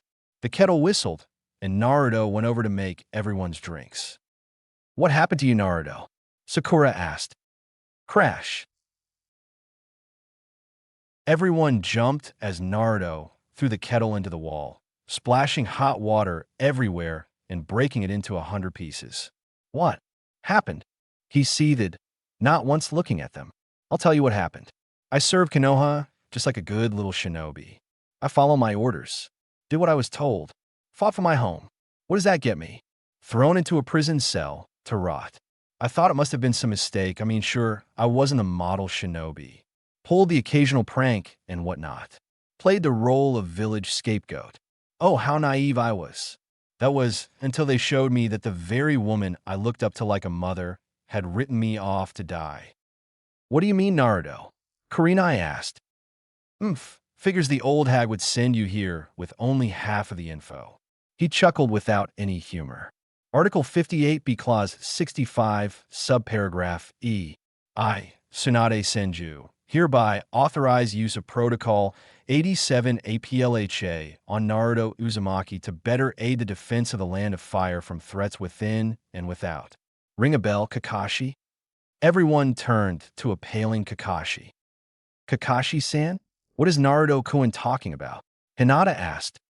No, it can't be. It had to be a mistake. Kakashi mumbled. Oh, it was no mistake, Kakashi. The old hag had put her chakra signature on it. Well, since you seem to be so hesitant to talk about it, let me elaborate. You see, during the First Shinobi World War, Konoha was low on troops, and there weren't enough volunteers to fill the ranks. So the Hokage enacted Protocol 87 APLHA. It entitled the country to seize able-bodied citizens from ages 6 and up and train them. The procedure involved making them resistant to physical and psychological torture, as well as desensitizing them to violence and stripping them of free will, all in order to make them model shinobi. Naruto said sarcastically. Of course, after the war, it was never practiced again since the methods were deemed inhumane, but that didn't stop Danzo, or Tsunade, did it? Danzo? Oh, come off it, Arino. Did you really think I let the bastard die so painlessly? After all he did, oh no, I made sure to keep him alive for a week, just barely. I was able to get Hikari out of there before the sick bastards could do anything to her, but there is no way in hell am I going back there. He paused to check the clock. While I am grateful that you helped me, I will only allow you to stay the night. In the morning, I expect you gone. Good night. And with that, he left the group to brood over this revelation. The group found out that the confines of the house had changed to accommodate them, giving each of them a room with a bed and bathroom and shower. None had moved from their spots, a depressing aura settling over the group. Each couldn't believe what Naruto had said. Could Tsunade really have done that? It didn't seem possible coming from the old Senju, who had grieved for a good 2 months over Naruto's death. Coupled with the knowledge that due to their village's actions that their friend's life was constantly ticking away was too much. What are we going to do now? Sakura asked. Isn't it obvious? We're going to bring him back. The dobe is being stubborn over a misunderstanding. Sasuke retorted. Tsunade practically thinks of him as her son. Do you think she would do that? No. I say fuck it. And tie him up and drag him and his daughter back home. Shikamaru sighed. You don't get it, do you, Uchiha? Shikamaru sighed. At seeing Sasuke's confused look, he elaborated. Naruto is testing us right now.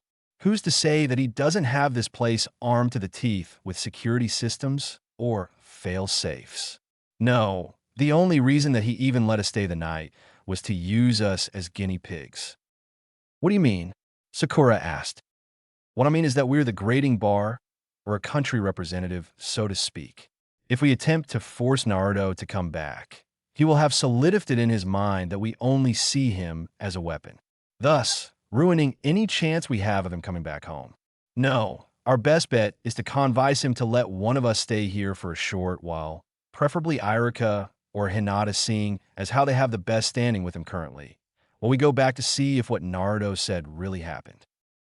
What if Naruto-kun was right?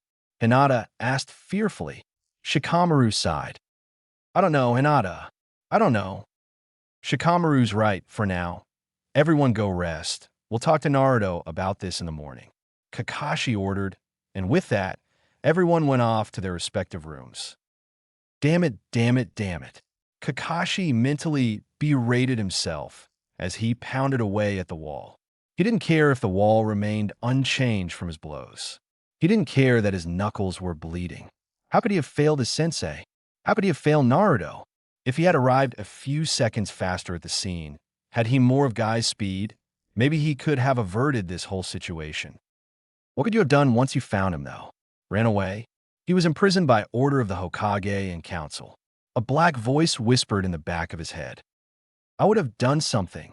Sensei always said, those who disregard the rules are scum. Those who abandon their comrades are worse than scum. If needed, I would have taken him away, he replied furiously. But what then? From what Sasuke recalls, his right lung was pierced, that, coupled with a severed left arm and chakra exhaustion, would require professional medical aid to ensure survival. You are no medic, Nin. Would you watch helplessly while the life slowly ebbed out of him? I don't know, but I would have done something. Kakashi went to his bed to try to sleep, though to no avail as his inner thoughts were in turmoil. Hinata tossed and turned in bed. Sleep would not claim her tonight. Her love, her object of affection, was alive. Yet, why did he seem so far away? Her heart ached when she saw him, trembling with pain and anger. Right then, he seemed so fragile. For a man who was her pillar of strength, unwavering in his determination, it was scary. She wanted nothing more than to embrace him, comfort him, and protect him. But why hadn't she? She was afraid. She was afraid. She was afraid that he abhorred her as well as the rest of the village. Afraid that he may reject her affections. Your father was right. You are weak, a little black voice in the back of her head whispered. No, I'm not weak. She got up and left her room, seeing it pointless to stay in bed since there would be no way she would sleep tonight, despite her exhaustion. She wandered into the living, finding some comfort in the soft leather of the couch. She gazed out the window to see the calm sea, a full moon in all its splendor bathing the house in its light. She idly wondered where the house was located before she heard a faint sound upstairs. Curiosity guiding her, she slowly and silently ascended the stairs. As she reached the second floor, she stopped, unsure of where to go. Then she heard it again, coming from the end of the hallway. The second door from the last to the left was left open, a faint light illuminating from the doorway. Using the moonlight flowing in from the windows to her right to guide her footsteps, she made her way there slowly but surely. She peered around the side of the doorframe. The room seemed to be a workshop, with ninja equipment stored here. Racks of assorted kunai and shuriken decorated the walls, high enough to be out of reach of a certain little 5-year-old. Glass cabinets filled with sealing scrolls and exploding tags occupied the far right wall. Above it was a locked wooden cabinet that, judging from the glass door, contained an assortment of vials and sealed jars. Drawers filled with spare chakra armor parts resided in the far wall opposite of the doorway. To the left lay a workbench currently occupied by Naruto, who was busy running repairs on his detached chakra armor prosthetic. Hinata thought it was cute how his eyebrows furrowed in concentration. Stupid, asterisk, mumble, mumble, asterisk, shark face, asterisk, mumble, asterisk, stubborn ass, damn it. Where'd that coupling go? Naruto muttered, cursing under his breath as he searched the room for the piece. Hinata found said part laying near her foot. In Naruto-kun, is this WH what you're looking for? Hinata asked, holding out the little piece, cursing herself inwardly for her stuttering. She thought she had gotten rid of that long ago. Naruto looked at her, a small smile gracing his lips that made her melt inside from its warmth. Thank you, Hinata-chan, he replied, taking the piece and resuming to work on fixing his arm. Shouldn't you be resting in Naruto-kun? Hinata asked, uncomfortable in the silence. Naruto chuckled without mirth. These days I hardly sleep much, less I remember. Oh, I'm sorry. Hinata mentally berated herself for making the conversation take a morbid turn. Naruto shook his head. It's okay, Hinata-chan. You didn't know. With that said, he went back to work. Click, click. Chicha. Click, chick, chi. And, I know, the sound effects suck, but how would you write the sound of a screw turning? If you want Naruto-kun, I could help. Hinata offered. Naruto smiled softly. Thanks, Hinata-chan. Could you hand me that part over there? He pointed to one of the drawers. Hinata nodded and gave him said piece. For several minutes things went like this, Hinata offering the occasional assistance, helping screw a piece in, swapping parts. And even though not much was said, Hinata wouldn't trade this moment for anything. Just being there with him made her heart soar. And we're done, Naruto said, picking up the prosthetic and attaching it to his left shoulder. The chakra gems faintly glowed to life, and after Naruto tested its movement, deemed it satisfactory. Hinata was silently sad, wishing to spend more time with him, though she was stirred from her thoughts when she felt something crawling up her pant leg. She looked down to see some obscure, 8-legged creature crawling up her leg to the desk. Eat! Hinata shrieked and wrapped her arms around Naruto without thinking. Naruto chuckled. Relax, Hinata-chan, they don't bite. Naruto replied. The thing crawled into the lamplight, revealing it to be a construct of chakra armor, its body consisting of a single sphere like chakra crystal. 2 of its 8 legs were cradling a scroll with a spring daimyo's emblem. Naruto unfurled it and skimmed over its contents. After finishing, he let out a sigh. Good. It seems most of the civilians left due to the Jinjutsu before the fighting started. That's a relief. Naruto sighed. It was then that Hinata noticed Naruto's state of dress, or rather lack of it. The only clothing he wore was some gray sweats, leaving his upper body in all its glory to be seen, of course that which was not covered by bandages. Hinata felt her face growing a flush crimson, and struggled not to faint and backed away quickly only to stumble. Eep! Hinata fell backwards only to feel 2 strong arms envelope her and support her. Her face was mere millimeters away from Naruto, who grinned in amusement.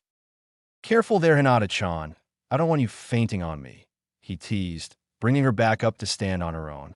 The moment was brought to an end as they heard stifled cries coming from the hallway. Both turned to see Hikari clad in her pajamas, clutching her plush fox in a loose grip, sobbing. Daddy, she wailed and ran up to her father. who picked her up and cradled her to his chest. "What's wrong, honey?" Naruto asked, cradling his daughter as she cried into his chest. Asterisk, HIC, asterisk, I had a HIC nightmare. I had a nightmare that you died and HIC was all alone. She sobbed. Naruto rocked her gently in his arms. "Shush, it's okay, baby. I'm here. It was just a bad dream," he cooed. Hinata's heart tore at the scene. It wasn't a bad dream. Hikari's father, the man she loved, was slowly dying, and soon the nightmare would be a reality. Hikari calmed down and noticed Hinata as if for the first time. "Oh, hi, Miss Heinanian dash." The little girl struggled to remember her name. Naruto chuckled. "It's Hinata Hyuga, but you could just call me Hinata," she said. Hikari's eyes widened. "You one of Daddy's friends when he was with those bad leaf men?" she asked. Hinata flinched at the painful reminder that her village was the reason for Naruto's condition. "That's right. We were friends in the academy. He was my role model," Hinata replied, her sad tone at the word friends completely missed by the little girl. "Cool. My dad." "Yup, now time for bed squirt," Naruto said as he hefted her over his shoulder. Hikari whined, begging for a few more minutes. "I'll sing you another song." Instantly, Hikari became quiet and jumped off her dad and ran to her room and snuggled herself in her bed in a cocoon of covers, with just her head popping out. Though Hinata could hardly blame her, as she too loved the sound of his voice and stood in the doorway to listen. "Can you sing me that new song, Daddy?" Hikari asked, making a cute pleading face towards her father. Naruto chuckled and rubbed the back of his head. "Are you sure? I'm still working on it." "Yup, it's already perfect." Naruto sighed and got up to retrieve the acoustic guitar that lay in the corner of the room and strummed it a few times. "Okay, well, here goes." The following song is Paradise from Coldplay. When she was just a girl, she expected the world, but it flew away from her reach, so she ran away in her sleep and dreamed of paradise. Paradise. Every time she closed her eyes, when she was just a girl, she expected the world, but it flew away from her reach and the bullet catch in her teeth. Life goes on, it gets so heavy. The wheel breaks the butterfly. Every tear, a waterfall. In the night, the stormy night, she'll close her eyes. In the night, the stormy night away she'd fly. And dreams of paradise.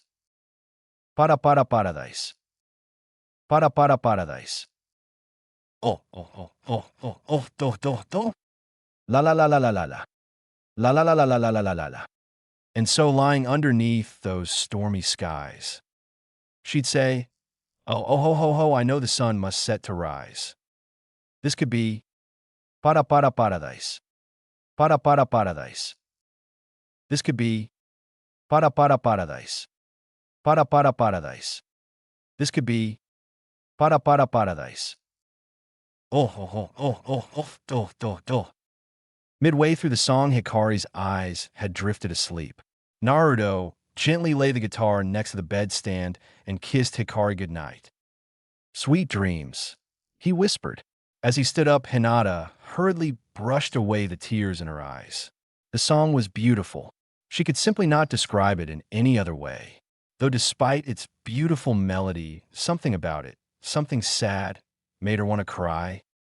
Naruto took her hand as he led her out of Hikari's room. "Come on, I have something to show you," Naruto said as he ushered her back to the first floor down the steps. Hinata felt her heart leap into her throat as she held his hand. How can he do this to me? Send my heart in a state of bliss from a simple smile? Does he know it? She was brought from her musings as they approached one of the walls of the living room. I don't see anything in Naruto-kun," Hinata stated. Naruto merely grinned and placed his palm against the wall, numerous seals becoming visible before fading away to reveal a glass sliding door leading out to a beach. "Look underneath the underneath. Now, Mississippi Hyuga, would you kindly join me for a stroll?" Naruto said with an over-lavish bow, hand extended towards her. Hinata stifled a giggle at Naruto's antics. Despite all that had happened to him, some of his old self was still in there. Why, yes, I'd be glad to, Hinata said in a pompous, noble way and placed her hand in his. They both grinned as they walked towards the shoreline. The scene took Hinata's breath away. The moon was so magnificent, so pure. The moon was so bright that it bathed everything in a pale, eggshell blue. The sand was a fine grain that felt smooth against her bare feet and was neither too cold nor hot. It gave that feeling of comfort you feel when you wake up on a weekend and just lay in the softness of your covers. She wondered how such a heaven on earth existed without anyone knowing. Naruto, where are we? She asked after a pleasant walk. Nowhere, he replied, kneeling down to hold a hermit crab. Huh, she replied. He took her hand and put the hermit crab in her grasp. She looked at the little creature, something seeming odd about it to her. She then noticed the finely interwoven links of chakra armor and the glowing chakra crystals for eyes. No, it couldn't be, could it? I made this. This place is my little haven for Hikari. It exists nowhere and everywhere, Naruto said, sweeping his arm to across the whole beautiful landscape. What do you mean? This whole place, this whole world, if you will, is artificial, made from interlapping seals which occupy space yet don't exist at all. I wanted Hikari to grow up in a place that no matter how cruel or corrupt the outside world becomes, she will always have this little haven to call home. Naruto replied, absent-mindedly petting a chakra armor crab that came up to him when he sat down. Hinata felt her heart clench painfully at the unsaid words. So that, even when I'm gone, she can be safe. Hinata sat down beside him and leaned on his shoulder, taking comfort in his warmth and presence. You don't have to go through it alone, Naruto-kun. What do you mean? He replied. Hinata hugged his arm and drew him to her side. You try to shoulder everything alone, raising Hikari, this pain, fighting for her to be happy. We're your friends, Naruto-kun, even if you don't think so anymore. We still care about you. I care about you. So much. But we can't help if you don't let us in. Let us help. Let me in. Let me shoulder your pain. Please, Naruto-kun. She softly pleaded. Naruto looked at her sadly. I wonder, what did I ever do to gain the affections from one so beautiful as Konoha's Lavender Maiden? He replied sadly, twirling a strand of her silky hair between his fingers. Hinata blushed considerably at being referred to beautiful. She snuggled into his shoulder, sighing contently. That's because when I thought myself useless and weak, you were the only one to support me, to tell me I truly was strong when I believed otherwise. You were the first to show me kindness regardless of my standing. She replied. Naruto sighed sadly. I just don't know Hinata-chan. She stopped a mid-sentence as she embraced him, head tucked into his chest, her body quivering slightly. Let me in. Please, Naruto-kun. These 7 years when everyone thought you were dead, I felt dead inside. It felt like someone had ripped my heart out of my chest. Please, don't push me away. She whispered. Her fear grew as the silence stretched, though dissipated as she felt Naruto's arms wrap around her in a loving embrace and his head rest atop hers. I really don't deserve such a wonderful woman like you, he whispered. Hinata smiled. You don't know how wrong you are. The groups trudged in slowly into the dining room adjacent to the kitchen. Most had little, if any, sleep throughout the night. Hell, guys seemed normal. That should tell you just how bad everything was. Though, Hinata seemed to be in better spirits than last night, Kakashi noticed as he looked over the group. The gentle sound of the ocean waves, coupled with the soft sounds of seabirds, created a peaceful melody, the brilliant sunlight illuminating the room, making the morning complete. The group noticed Naruto already awake, making breakfast. There were 13 plates set up on the cherrywood table, one for each of them. There were already several large plates in the middle containing an assortment of fruits, bacon, eggs, pancakes, crepes, and other assorted breakfast foods. There were several pitchers of iced water, orange juice, and apple juice. I'm finishing the sandwiches right now. Coffee's in the pot if you want any. Milk and cream are in the fridge. Naruto addressed them, not once turning to grate them, idly whistling a tune. The fact that he seemed to calm down from last night seemed to ease everyone's nerves and make them somewhat suspicious. Sasuke in particular, who hadn't taken his eyes off of Naruto. Team, it's not poisoned if that's what you were thinking. Naruto replied. Everyone's jaws dropped. Well, except for Hinata and Sasuke, the latter of which merely smirked. It's good to see the dobes still in there, he replied. HN. A comfortable silence ensued as the group digged in to the free meal, amazed at how delicious it was. The food almost felt like it had melted their taste buds. Who knew Naruto would turn out to be such a good cook? Asterisk on asterisk, daddy. Everyone turned to see Hikari still in her pajamas, her blonde hair undone from theater pigtails and slightly frazzled. She held her fox toy in her left hand lazily, dragging on the floor by its tail. She rubbed at her sleepy eyes cutely. Naruto set aside the skillet, seeing as he had already dumped the cooked sandwiches onto a plate on the table, and walked over to his daughter. Hey, sweetie, have a good sleep? Hikari nodded and raised her arms in a childish hold-me way. Naruto picked her up and set her down in one of the empty seats. Everyone sighed at the cute father-daughter scene.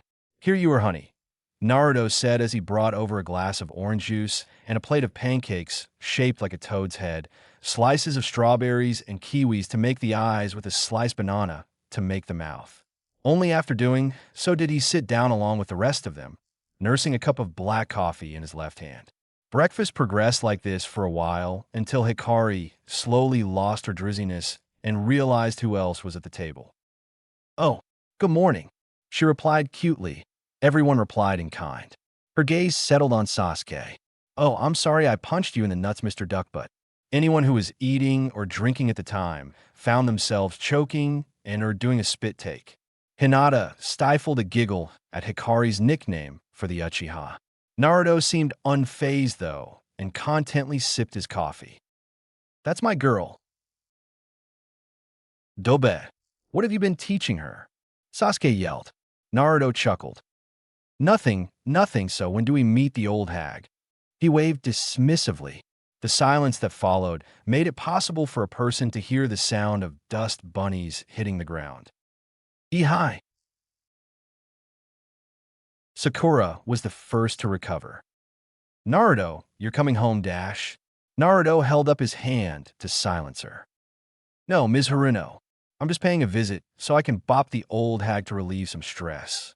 After I hear her reasons and whether or not I decide to kill her, then I will decide. Hikari, you're going to be visiting Auntie Koyuki while Daddy bops some heads in. Yay! Hikari ran around the living room. I'm going to see Auntie Koyuki. The group couldn't help but shiver at the sadistic smile that graced Naruto's face. The group waited uneasily as Naruto went to go drop off little Hikari. Naruto wouldn't really kill Tsunade, would he? And if he still hated her after all these years, how would he react once he saw Kushina and Suki? Kakashi's mind was running a mile a minute, trying to find a way to prevent the worst-case scenario.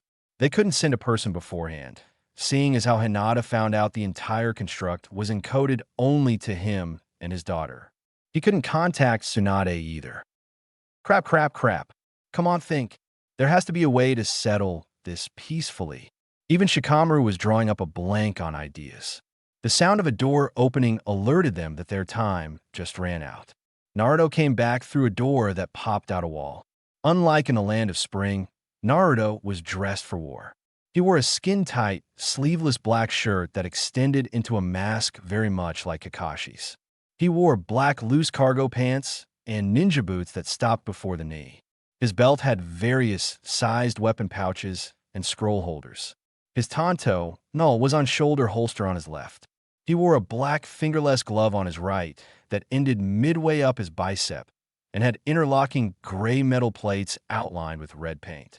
All in all, he was fearsome and threatening, embodying the concept of a missing nin. Are you all ready? He asked, his voice as cold as tempered steel. They all nodded. Wait. Naruto paused mid-motion of opening up the gate and turned back to Kakashi. Naruto, why don't one of us go first? To let all of your friends know you're back. Kakashi attempted a lame excuse. Naruto shook his head. No, either we all head there, or you all leave. He replied. Kakashi slumped in defeat and nodded. Naruto turned and opened the door and led them through, revealing them to be in the waiting room of the Hokage's office. As the door shut, it faded from view. Naruto walked on, ignoring Shizune's shocked and frightened look. He kicked open the doors before she could collect her thoughts and greet him. God damn it, Shizune.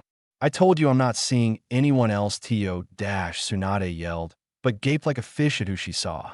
She slowly rose up from her desk, her eyes watering as she walked over to Naruto, hand reaching towards his face. And Naruto, eyes that you dash. She never got a chance to finish, as his chakra-armored hand slammed into her face with extreme prejudice, sending her flying out the wall of the Hokage Tower into the roof of a nearby house. Only her skills as a superb medic prevented any serious damage done. And Naruto? She asked disbelievingly as she held her bruising cheek. Naruto jumped from the opening of the tower, warning sirens blaring as A and BU were called in. He walked slowly, a sense of barely held and rage flooding all of Konohagakure, freezing the majority of the populace in absolute fear. It was like the QB all over again. No, scratch that. It was 100 times worse. Images of the village razed to a ground flashed through the eyes of all those affected. Old hag, he stated, his pupils turning into slits, his eyes a frosty blue, his voice colder than the ninth circle of hell. Article 58B Clause 65, Subparagraph E, Protocol 87 Alpha. Ring any bells? He spat. Kushina had taken up on looking through the old photo albums in their house to help pass the time while she waited for the team to return with her son. The first 2 days she had spent fretting over every little thing and hardly got any sleep. She had found a box of photo albums when she was cleaning the closet one day, and while the memories were often painful, they were a method of passing the time. Suki was coping with the weight in her own way, if increased nervousness and committing genocide on dust bunnies can be called a coping mechanism. Suki was making the entire Namikaze estate spick and span, not a single spot left untouched. When she was not cleaning, she was throwing herself into her training, not having taken any missions in the past few days so that she could be here to meet her big brother when he came. Currently, Suki was practicing her taijutsu on several practice dummies in the backyard, the thumping of her fists and feet against the wooden dummies resounding throughout the estate. Kushina, meanwhile, sat on one of the chairs that occupied the wooden patio overlooking the yard. It turns out Sarutobi and Irika had taken to making a photo album of Naruto growing up and all of his accomplishments. Tsunade had found it one day in the office after going through all the paperwork in her cabinets. She gave it to her on the second day since the Naruto retrieval team's departure. Yet, despite the fact that her son was smiling in all of the pictures, she felt a pain twist in her chest, as cold as steel. It was a reminder of all the things that she wasn't there for him. She wasn't there for his first day of school. She wasn't there when he became a genin. The list went on and on. She just hoped that when he came back that she could make amends. A few stray tears made their way to the album, before Kushina hastily wiped them away. Suki by now had long finished her training and had come to stand over her to see the pictures for herself. I can't believe Oni-chan after all this time was still alive, she whispered, hugging her mother. Kushina patted one of her arms absent-mindedly. And soon he'll be home. We'll do things just like a family. See movies, go to festivals. Kushina was cut off as they could hear klaxons off in the far distance coming from the Hokage Tower. On cue, an ANBU appeared kneeling before them. Uzumaki-sama, I have orders to ensure your safety and urge you to take shelter, the ox-masked ANBU declared. What's happening? Kashina asked. There's been an attack on the tower targeting the Hokage. There are no civilian casualties so far, and the surrounding area has been evacuated. ANBU are currently moving in to support Hokage-sama. How could an entire ninja force make its way undetected that far? Suki pondered out loud. You are mistaken. Uzumaki-san is a soul assailant, a shinobi, though from where we cannot say. It is most likely an assassin, then. Come, Suki. We best deal with the pest before your brother comes home. Can't really roll out the welcome mat with a party crasher now, can we? Kushina said as she went in the house to gather her equipment. Suki soon following suit. Kushina donned a black bodysuit with red streaks, a jounin vest, and shinobi sandals. On her waist lay strapped a beautiful katana and several weapon pouches. Suki put on her chunin outfit and a wakizashi in a red sheath. They made their way to the gates, only to be stopped by the ANBU. Uzumaki-sama, I have orders to keep you both safe, he stated. Kushina smiled before walking past him. Well then, you better come with us. Wouldn't want to defy orders now, would we? She smiled before dashing off, soon to be followed by Suki. The ANBU fumbled for a reply, only to sign defeat and follow. He never meant for things to turn out like this. Sure, he wasn't going to make it easy on the old hag, sure. He came here for closure, to know why she had signed him off to become no more than a weapon. But not this. But when he saw her on her normal drinking binge, acting lazy like he remembered, it was like something snapped. As if those 3 years of hell didn't matter a damn thing to her. After that, everything went red. Drip. Drip. Drip. Drip. How long had he been here? He couldn't tell if it was day or night. The room he was confined to devoid of any windows.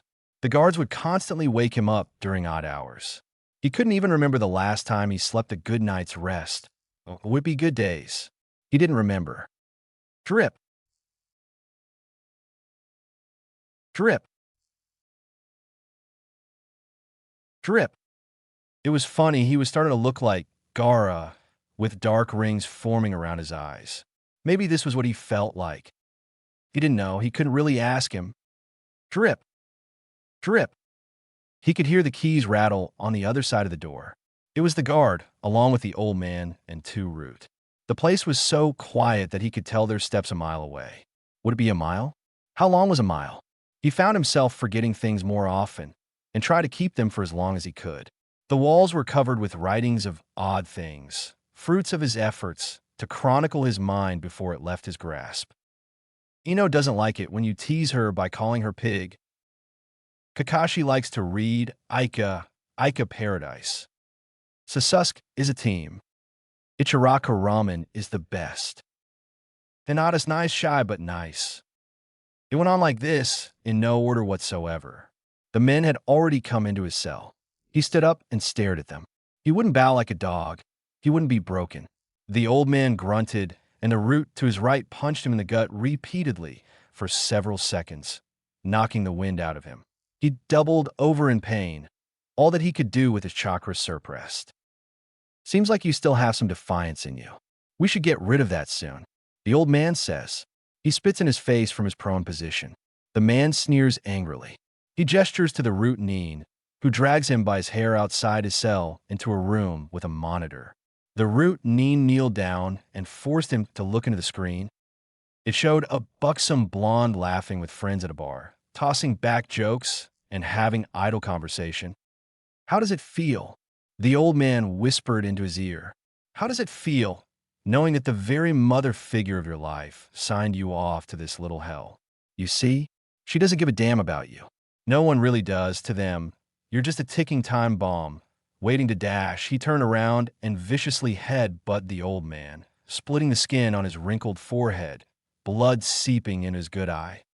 You fucking brat. 10 hours disciplinary treatment. Don't even stop if he begs. The man snarled to the other Root, leaving the room. The Root Nin stepped behind him, though he could hear the telltale buzz of a lightning jutsu. For the next 10 hours, he would scream in pain, the screen playing on a loop of Tsunade's laughing face. They dumped him in his cell, his back scarred heavily with no treatment whatsoever. He would lay there until he awoke when the pain dragged him from unconsciousness, waiting for it to start all over again. Drip. Drip, drip. Bleach OST, Bleachlichtat. He held up a worn and crying Tsunade by her neck, her hands scrabbling futilely against his chakra armor prosthetic. I told you. I didn't know what you're talking about. Tsunade choked, tears streaming down her cheeks. How did things turn out this way? How did all take a turn for the worst? Don't fuck with me, he snarled, tightening his grip ever so slightly. 7 years ago, 3 days after that battle, you signed me off to a life of hell. He roared, throwing her to the adjacent building, only for Jiraiya to intervene and catch her in midair. He gently set her back on her feet, his face devoid of any of its usual mirth or humor. Seeing the woman you love get pounded into a pulp can do that to you. What the hell have you done with Naruto? He yelled. Naruto chuckled humorlessly. What do you mean, Ero-senin? I'm Naruto, he replied. Don't bullshit me. Am I the student, the Naruto I knew would never dare think of hurting Tsunade? Jiraiya snapped back. Naruto merely laughed. It was unsettling to hear, its usual warmth tainted by something sinister. I guess you just don't know me that well, do you? You shitty excuse for a godfather. Naruto sneered. Jiraiya gaped in shock. He had never once told him that. It's how did you dash? Naruto cackled. Wouldn't you like to know? Why don't you ask the bitch? He said, jerking his head in the direction of the barely standing Tsunade. No one's coming to save you, boy. His mouth tasted of copper as the blood flowed. He spat out blood as he tired to get rid of the taste. He couldn't tell how long he lay hanging here. His wrists had started bleeding from the ministrations of the rough shackles that bound him. Though those were the least of his worries.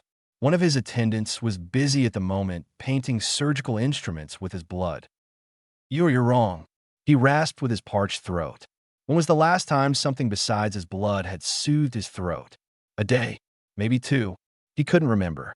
The attendant viciously twisted a serrated blade in his chest. He struggled to maintain consciousness, darkness ebbing away at his vision as he felt the painful process of his left lung knitting itself back together. It would go on like this, like the ticking of a clock, only stopping when he broke. Cut here. Rend. Rip that. For how long these ministration would continue, he could not tell. Only when his mind grew silent, when he couldn't feel nor see, would they stop.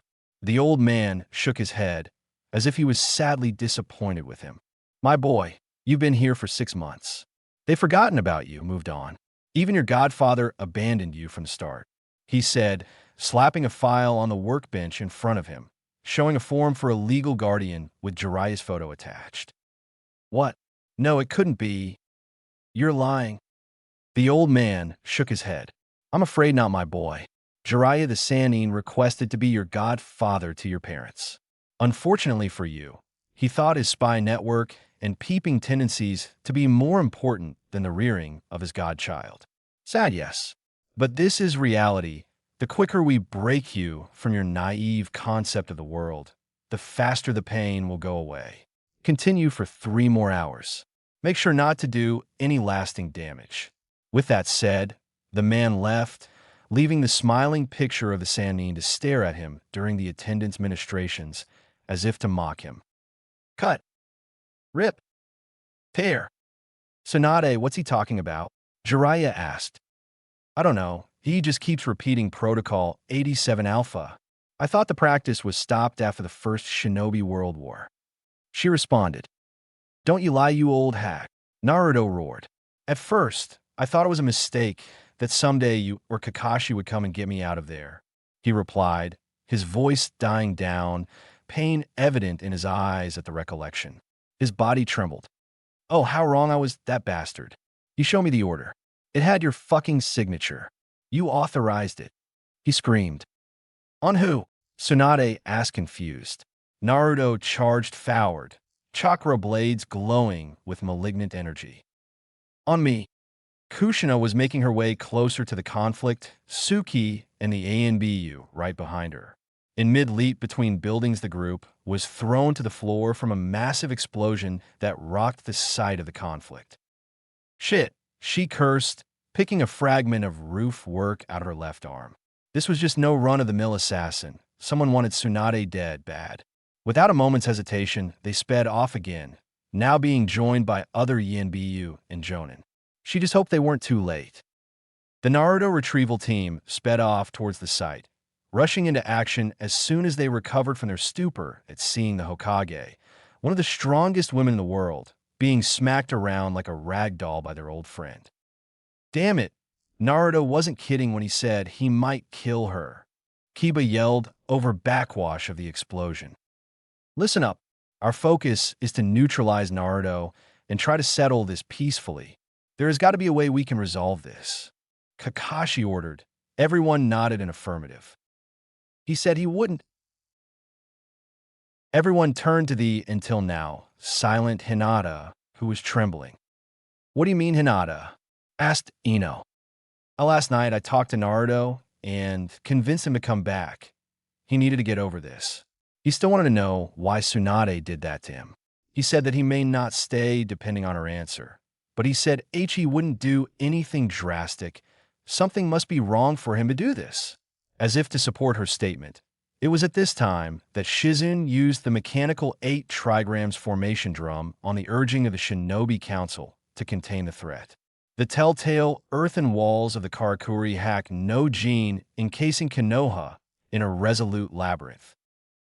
Doton, Yumi Numa, Jiraiya yelled, flashing through the necessary hand signs, turning the ground in front of him to a murky swamp, catching Naruto in place. Now let's talk this out peacefully, Naruto. Jiraiya pleaded.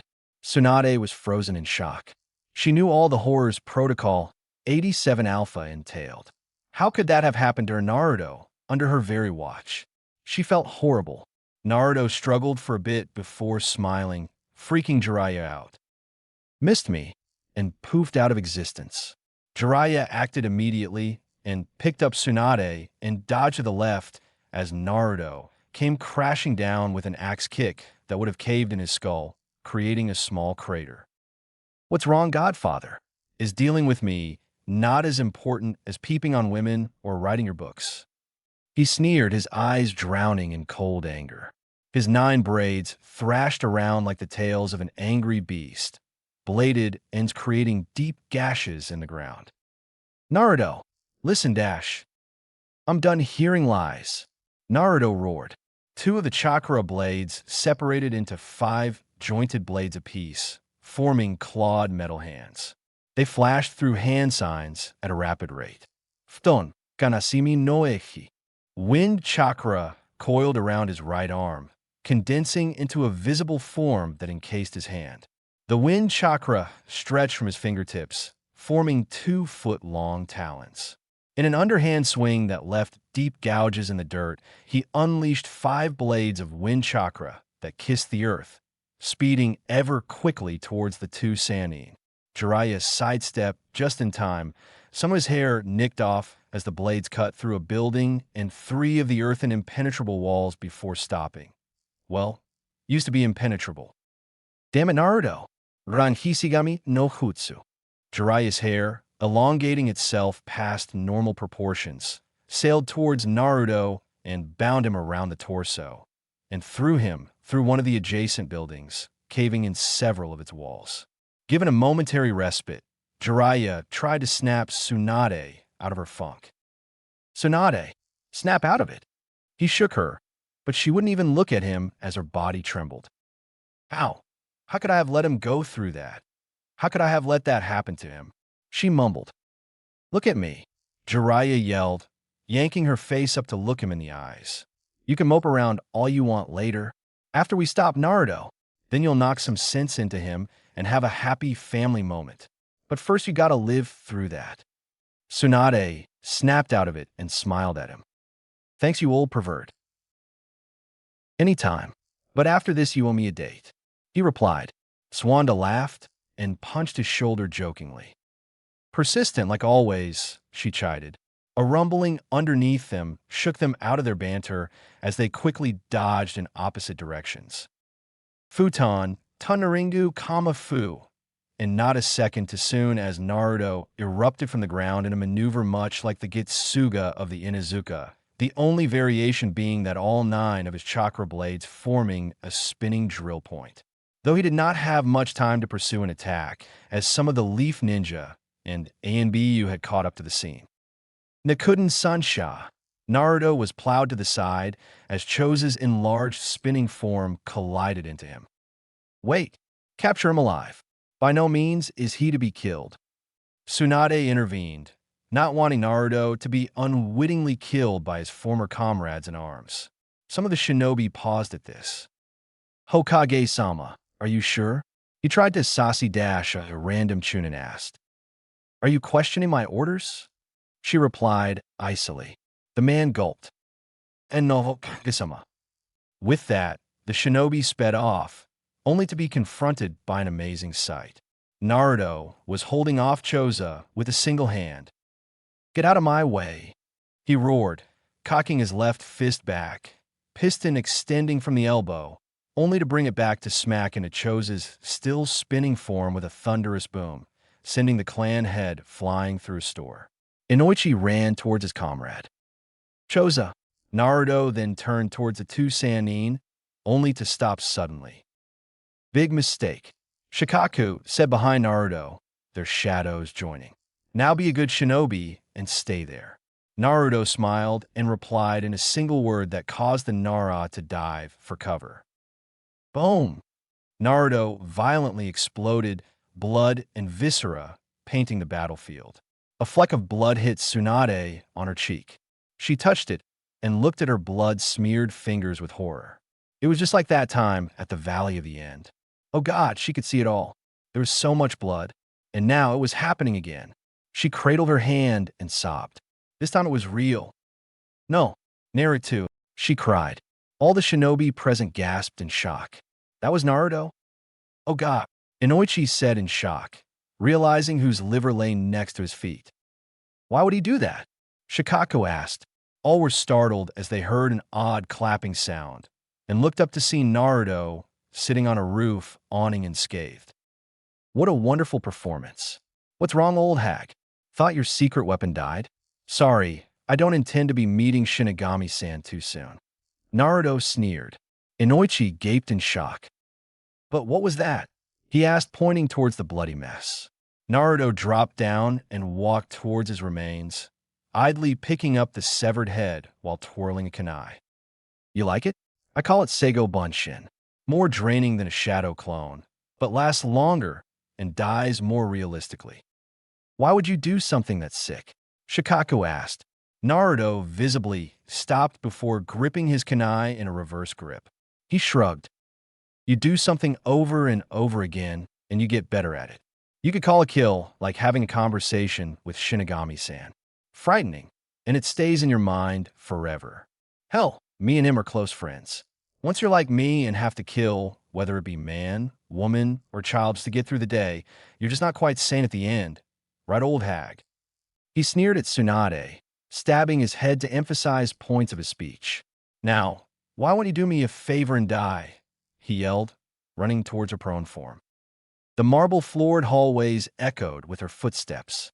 The large windows that graced the hall showed a beautiful scene, the trees' leaves fading to a gold hue. Soon, fall would come, with winter following close behind. She didn't mind the cold snows of winter. How could she? She grew up with them. It just made her appreciate the embrace of spring even more. Yet, despite the beautiful view, she couldn't help but worry over Naruto. Her men had arrived at the site after Naruto had disappeared, though not without leaving a bloody trail behind. Those few hours of not knowing kept her up at night. Her imagination had run rampant with various horrors Naruto could be going through, and she couldn't do a thing. She remembered how she had cried with joy once he sent one of those chakra golems he had created, informing her that he was fine and asked if anyone was hurt in the chaos. It was just like him to worry about others, even those he did not know. And while she was happy that he was safe, she could help but feel lonely with their absence. The small family had grown on her, Naruto becoming something like a little brother and Hikari a niece. She would have loved to have them come live with her in the palace. Maybe it was because she understood how it felt being alone. Even now, it was like she could hear Hikari playing in the halls. We. Wait a second. That was Hikari. Did they decide to stay after all? She ran to her bedchamber to be greeted by the sight of Hikari, wearing one of her movie costumes, spinning in a chair. We. Hikari, she said, and ran up to the little girl and gave her a big hug. It's so good to see you. Where's your dad? She asked, looking around for Naruto. Hikari held up a letter. Daddy said he had to go bop some leaf heads and sent me to stay with you, Auntie Koyuki. Hikari answered. Daddy was going to wait for you, but one of the maids said you were going to be busy, so he left this for you. Koyuki looked oddly at the letter before opening it. Koyuki-chan, sorry to spring this up on you, but you were right. My past is catching up with me. I have business in Fire Country at the moment to tie some loose ends, so I need you to watch over Hikari for me. Sorry that I'm always asking favors from you. Naruto. Her hands trembled as she read the letter. That idiot. What is he thinking? This cannot end well. Images of his rampage when a group of Leaf Nin came passing by a year ago had a member who was one of his attendants during his stay in hell sprung up in her mind. It had taken her and several of his friends to calm him down. They managed to pull of the deaths as an ambush from a group of missing Nin. That wasn't what had scared her, though. It was Naruto. He had acted as a completely different person. Hikari, she asked. The little girl stooped, swinging the chair, and looked at her foster aunt. Yes, Auntie Koyuki? Do you still have the key your daddy gave you? Hikari nodded, showed her palm towards the daimyo, and channeled chakra through it, showing a complex weave of seal arrays. Yup. What? I was thinking we could go visit Yujito-san for a bit. Yujito-chan? Yeah, we haven't seen her in a long time. Come on, let's go. Hikari squeaked in glee, grabbing Koyuki's hand and dragging her through a door she made pop out of thin air using the seal. With no more than 3 steps did they arrive outside Yujito's apartment in Kyumo. It was a decent sort, colored a soft brown and having an excellent view of the city. Koyuki didn't have time to pay attention to the view as she knocked without heed on the door, not caring if Yujito was busy or had company. Several angry stomps later, a ticked-off Yujito with bed hair yanked the door open. B, if this is another one of your rapper get-togethers, I swear I'm going to rip you a new one. Do you know what time it is? Yujito faltered at the sight of a frightened Hikari behind Cookie. We're sorry, Yujito-chan, Hikari whispered fearfully. Right, then Yujito felt like the biggest jerk on the planet. No, I'm sorry, sweetie. It's just I was a little cranky from my nap. Yujito cooed as she hugged the little girl. Koyuki chuckled. The little girl could make a dictator go on his knees and beg for forgiveness with a single tear. Once this was done, Yujito led them into her place. It was relatively cozy and gave off a peaceful, lazy aura. Yujito gestured for them to sit on the couch before going into the kitchen. So Hikari, where's your dad? I thought you two were going to visit Gaara now that the movie's finished. Oh, and thanks Koyuki-san for the premiere tickets, by the way. Yujito said from the kitchen, raiding through her fridge for something to drink besides milk. Koyuki got up and held out the letter Naruto gave her. That's what I thought as well, since they had left after an incident with some foreign nin. But Naruto dropped little Hikari off at my place, since he had business to attend to. She said, pressing the letter into her hands. Yujito looked confused, but nonetheless read the letter. Comprehension dawned on her as she finished reading it. She looked up to Koyuki to confirm, who merely nodded. Hikari, why don't you watch TV for a bit? Koyuki-san and I have to get something. Yujito called. Hikari nodded and tuned the channel to one of the kids' shows while Yujito picked up a phone and rapidly tapped a number. Ring. Ring. Joe, what's up, Miss Kitty? Still looking pretty. B, emergency. Get over here. Now. And with that, Yujito hung up and led Koyuki out onto the veranda. Several moments later, Killer Bee showed up, after which Yujito activated the privacy seals on the veranda, making it impossible for anyone to see them or snoop in on their conversation. Killer Bee here. Nothing to fear. He shouted only to be whacked on the head by Yujito. Damn it, Bee. Now is not the time for one of your raps. She yelled, annoyed by his habit. Read this, she said, pushing Naruto's letter into his hands. Bee read it and looked over it twice just to be sure. Naruto always in trouble. We better go Yujito on the double. Bee rapped as he shook his head. Yujito nodded and walked towards the door back into her apartment. Let me get my stuff first. Why is it that men always act so stupid? She vented to no one in particular. Once inside, she went over to Yujito, who was busy watching one of her favorite cartoons. Hikari, sweetie, me and Mr. B have to go do something really quick, but when we come back, we'll bring your daddy with us, so we can all have fun, Kay? Hikari didn't seem pleased with this and pouted. Boo butt, I just gotta see you, she whined. I know, but tell you what. Once we come back, I'll make you your favorite treat. Yujito replied. Hikari's eyes shined with sparkles and her mouth watered a bit. Why you mean? Yup, I'll make my famous triple chocolate, white chocolate, milk chocolate, and dark chocolate brownies with strawberry and vanilla gelato and baked bananas. And to any of you who have never tried something like this, it's fucking delicious. Yujito said, knowing she now had Hikari hook, line, and sinker. Okay, Hikari nodded enthusiastically. There's just one thing. What? Hikari stopped. Yujito smiled slyly behind his hand as she looked in mock contemplation. Well, you see, the mission me and B have is air all the way in Fire Country, and would take us 4 days to get there. However, if you were to, say, use one of your gate that your dad gave you, it would take an hour or 2, maybe 4 tops. She baited. Hikari jumped up and puffed out her chest. Sure, but I only know some towns near the border, she replied. Yujito waved her hand dismissively. That's okay, as long as it's in Fire Country, Yujito said. B, get in here. We're going. She hollered. B came in and gave little Hikari a mock salute, which she giggled at. Hikari used the seal on her hand and made a door in the middle of the room. It goes to the outskirts of Monohan, 3 hours into Fire Country from the Suna border. That's great. We'll be back in a bit, sweetie. With that set aside, the 2 Jinchurikis walked through the gate, only to have it disappear behind them.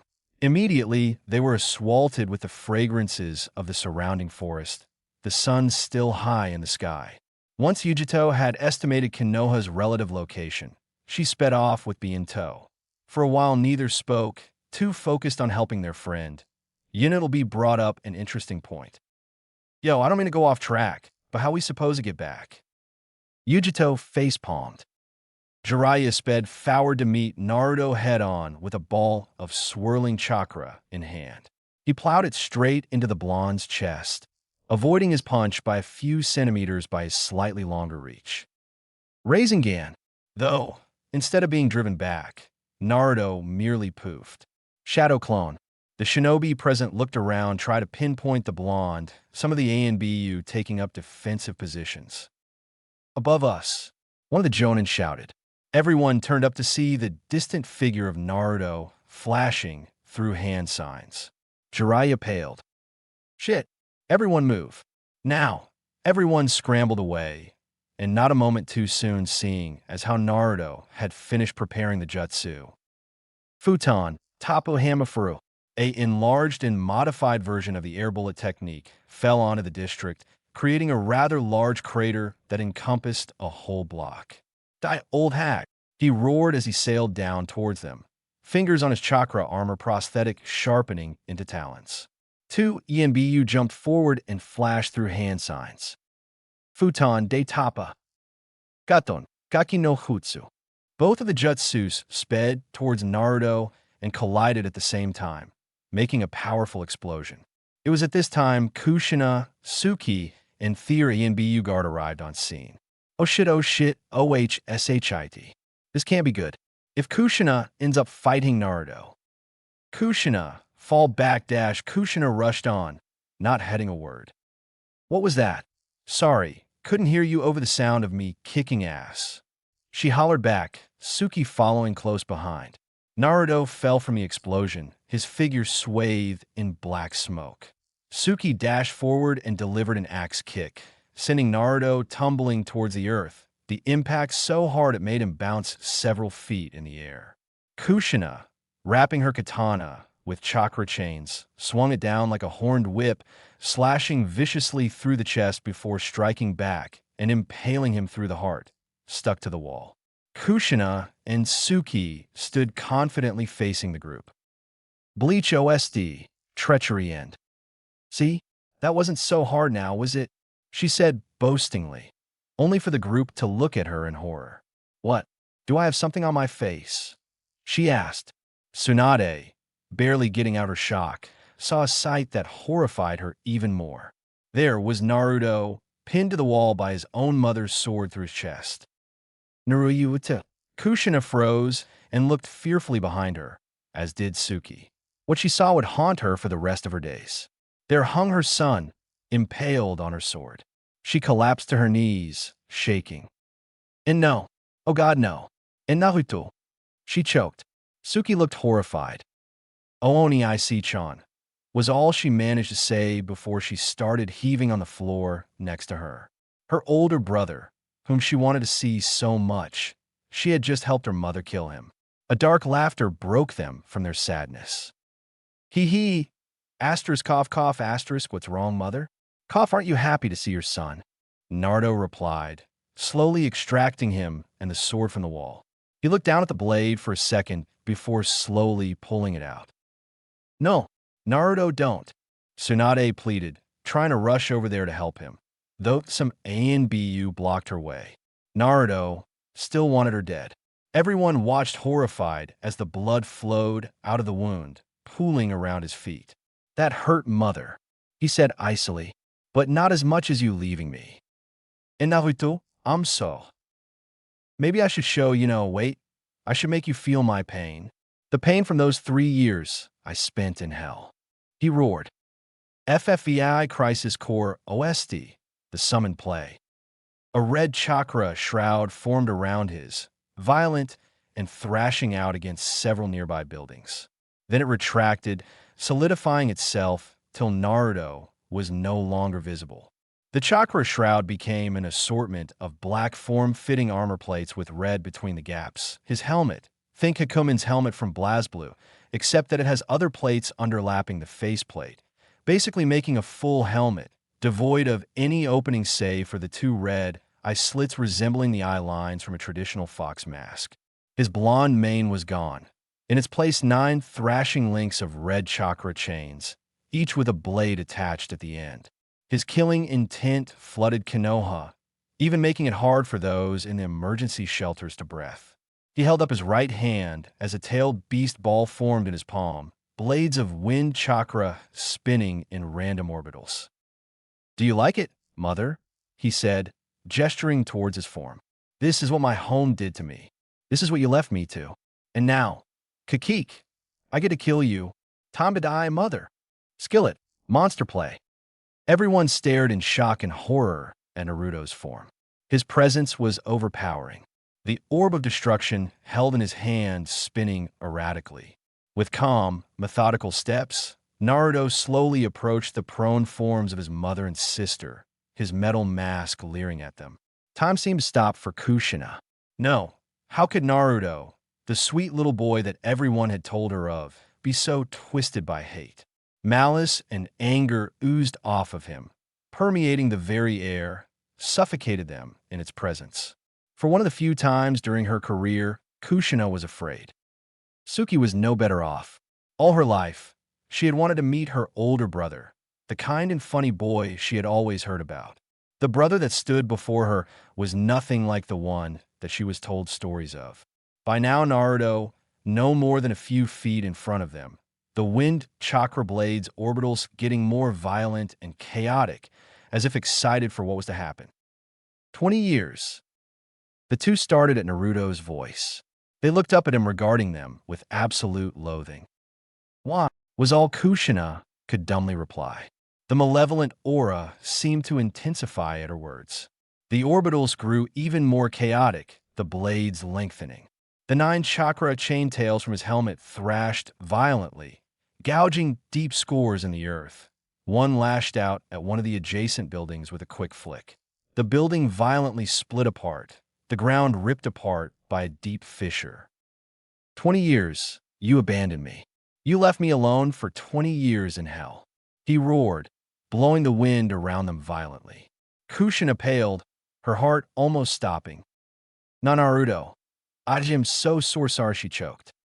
"Shut up," he roared. "I'm sick of it. I'm sick of hearing lies. I'm sick of the excuses." He went to his knee and yanked Kushina's hair roughly with his free hand, drawing her face close to his sneering mask. Her eyes dilated in fear. The eye slits offered no sympathy, no mercy. It was like staring at the point of a blade, the last thing you see before you die. His other hand held the orbiting ball of death, which was now spinning like a saw blade, was slowly going closer to her face, intent on tearing her head to shreds. "Any last words, Kushina?" he asked in a voice that would turn flames to ice. Before she could respond, Guy and Lee came to the scene, both already past the first gate of opening release, their feet connecting to Naruto, sending him flying through several buildings, leaving a trail of wreckage. Kushina woke from her stupor and grabbed her daughter and leapt away before the discarded, demonic Rasengan had a chance to touch the ground. Everyone followed her example and fled from the area. No sooner did it so much as come into contact with the ground did all hell break loose. The explosion covered 8 entire blocks, though that itself, while fearsome, was not what scared all the shinobi shitless. It was the shape itself.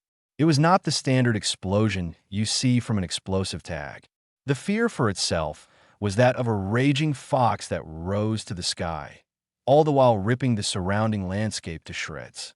Before it dissipated, it had turned to the shinobi and sneered before exploding outward in flames, spreading quickly to the surrounding buildings. Tsunade recovered her wits first and began ordering the ANBU to contain the fire from spreading. Jiraiya stared in horror.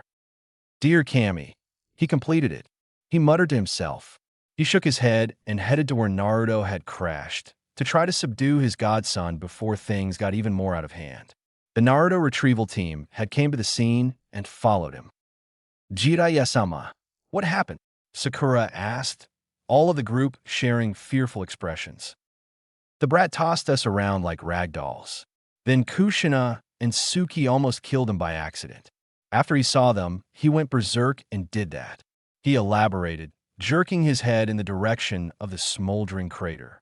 Luckily, Guy and Lee intervened before he killed Kushina. Everyone paled at the thought that Naruto would actually attempt to kill his own mother. "Look, I know you all care about the Gaki, I do too. But you can't half-ass this. Right now, he's not in the right state of mind. You hold back, and he will kill you," he stated gravelly. Everyone reluctantly nodded and steeled themselves for a battle of their lives. Naruto extricated himself from the crater he made in the mountain wall. Before him were Guy and Lee, their skin red from the effects of the gates. Though at what level he could not tell, though he would have guessed at least gate 3 from the force of their kicks. "Guy-san, Lee, I wish we did not meet under such circumstances." He stepped forward and both of them tensed. "Please do not get in my way." Lee and Guy shook their heads. "I cannot stand aside. Please, surrender. I do not wish to fight a friend and rival." Lee yelled, "Naruto, what happened to your flames of youth? Do not let your mind be clouded by this rage." Guy added.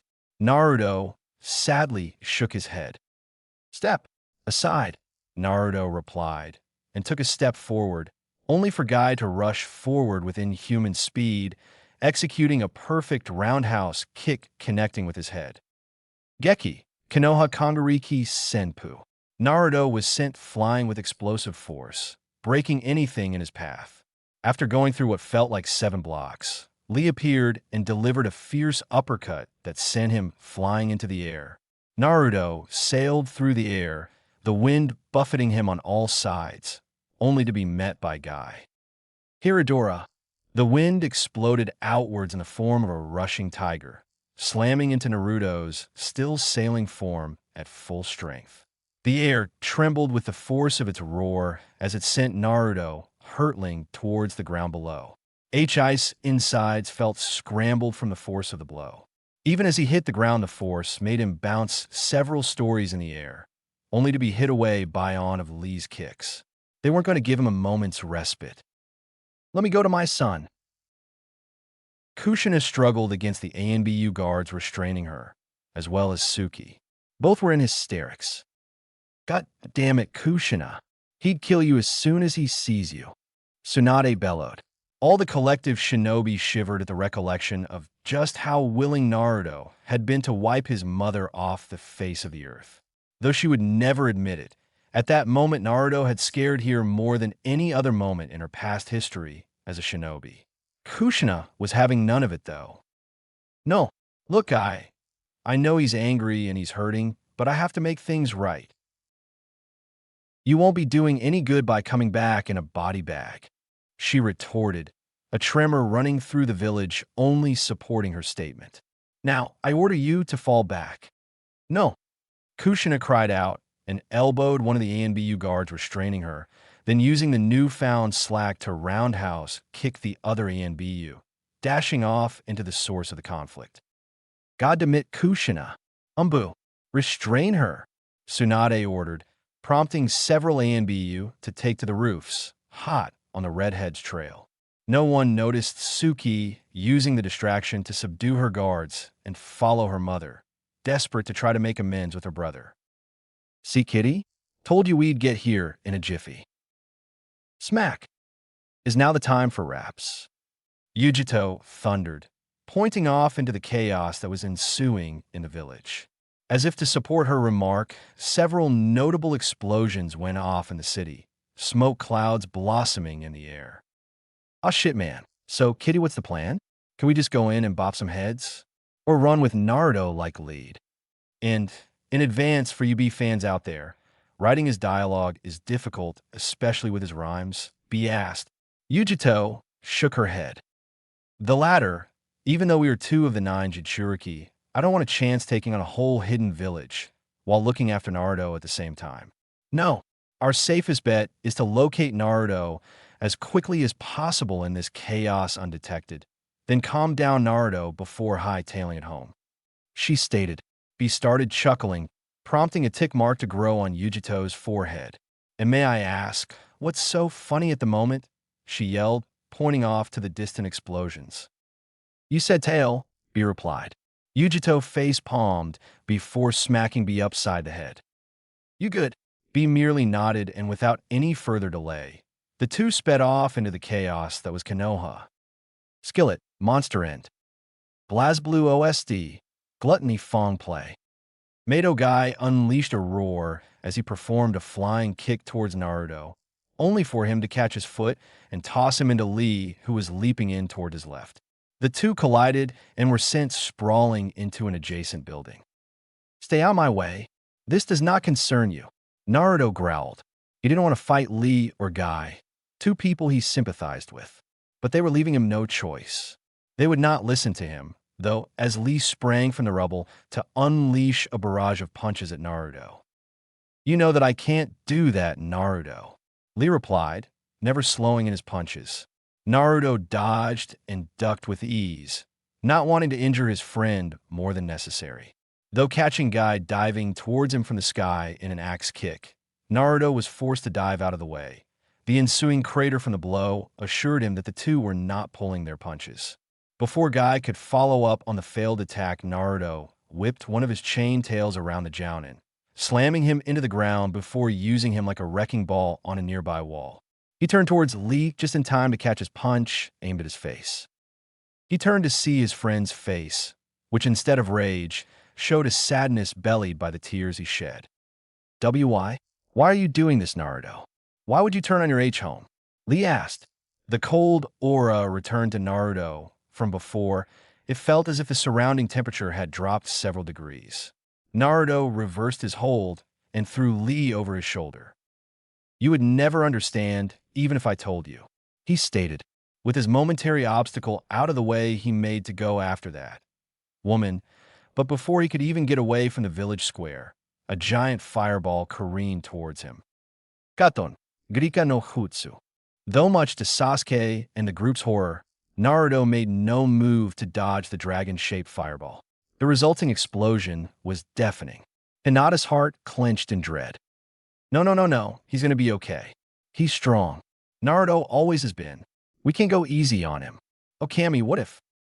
Hinata was saved from her internal fretting as the smoke cleared, showing Naruto standing there, hand outstretched with smoke billowing from his open palm. Not a scratch or scorch on him. Stay out of this, Uchiha. I'm afraid I can't sit back and watch you destroy your home, Naruto. Sasuke retorted. Naruto chuckled mirthlessly. It was soon blown out into full-out laughter. Funny that I hear that coming from you, Uchiha. Now, get out of my way, Naruto declared vehemently. Are you that willing to destroy everything your father worked for, Naruto? Asked Kakashi. Everyone felt an oppressive weight forcing them to the ground. Don't speak of that man to me, Hitaki. He is just as guilty. Naruto growled out. He made to dash away. They had already wasted enough of his time. That was until a series of kunai with exploding tags rained down around him. The explosions overlapped each other, creating a thunderous boom that seemed to last for seconds rather than a moment. After the smoke cleared, Naruto turned to address the two new assailants that joined them. Hello, Ten, Niji, or should I say Tiger and Dragon? If the two AMBU were startled at being identified so easily, they didn't show it. Naruto Uzumaki Namikaze. The Hokage has ordered us to detain you before you cause any more harm. We will use lethal force if necessary. Please, make this easier for yourself, friend, Niji said, foregoing his normal cold demeanor. Naruto's chained tails thrashed angrily at the remark. So that's it. The old hag thinks I'll kneel before her after everything they've done to me? I'll kill that bitch. Naruto roared. By now, several ANBU had also arrived, forming a considerable force. Niji shook his head sadly. I don't want to do this, Naruto, but you leave me no choice, he said ruefully as he drew his tanto. The others followed suit. Team 7 and company readied their weapons. As one, they all leapt towards Naruto. The next few seconds, the shinobi of the leaf would describe as one of the fiercest battles for their life. Yo, kitty, are we close yet? How much you want to bet? At that moment, a serious shitstorm started brewing towards the eastern wall. I can guarantee you that Naruto's behind that, Yujito stated before sidestepping a flying porta-potty. What is it with him and porta-potties? He shrugged before they set off. An ANBU to his left made a swipe towards his jugular, while another to his right went for his Achilles' tendon. Jumping into the air, he corkscrewed until horizontal on the floor, kicking the ANBU to the left in the head while twisting the wrist of the ANBU to his left, forcing him to relieve his tanto.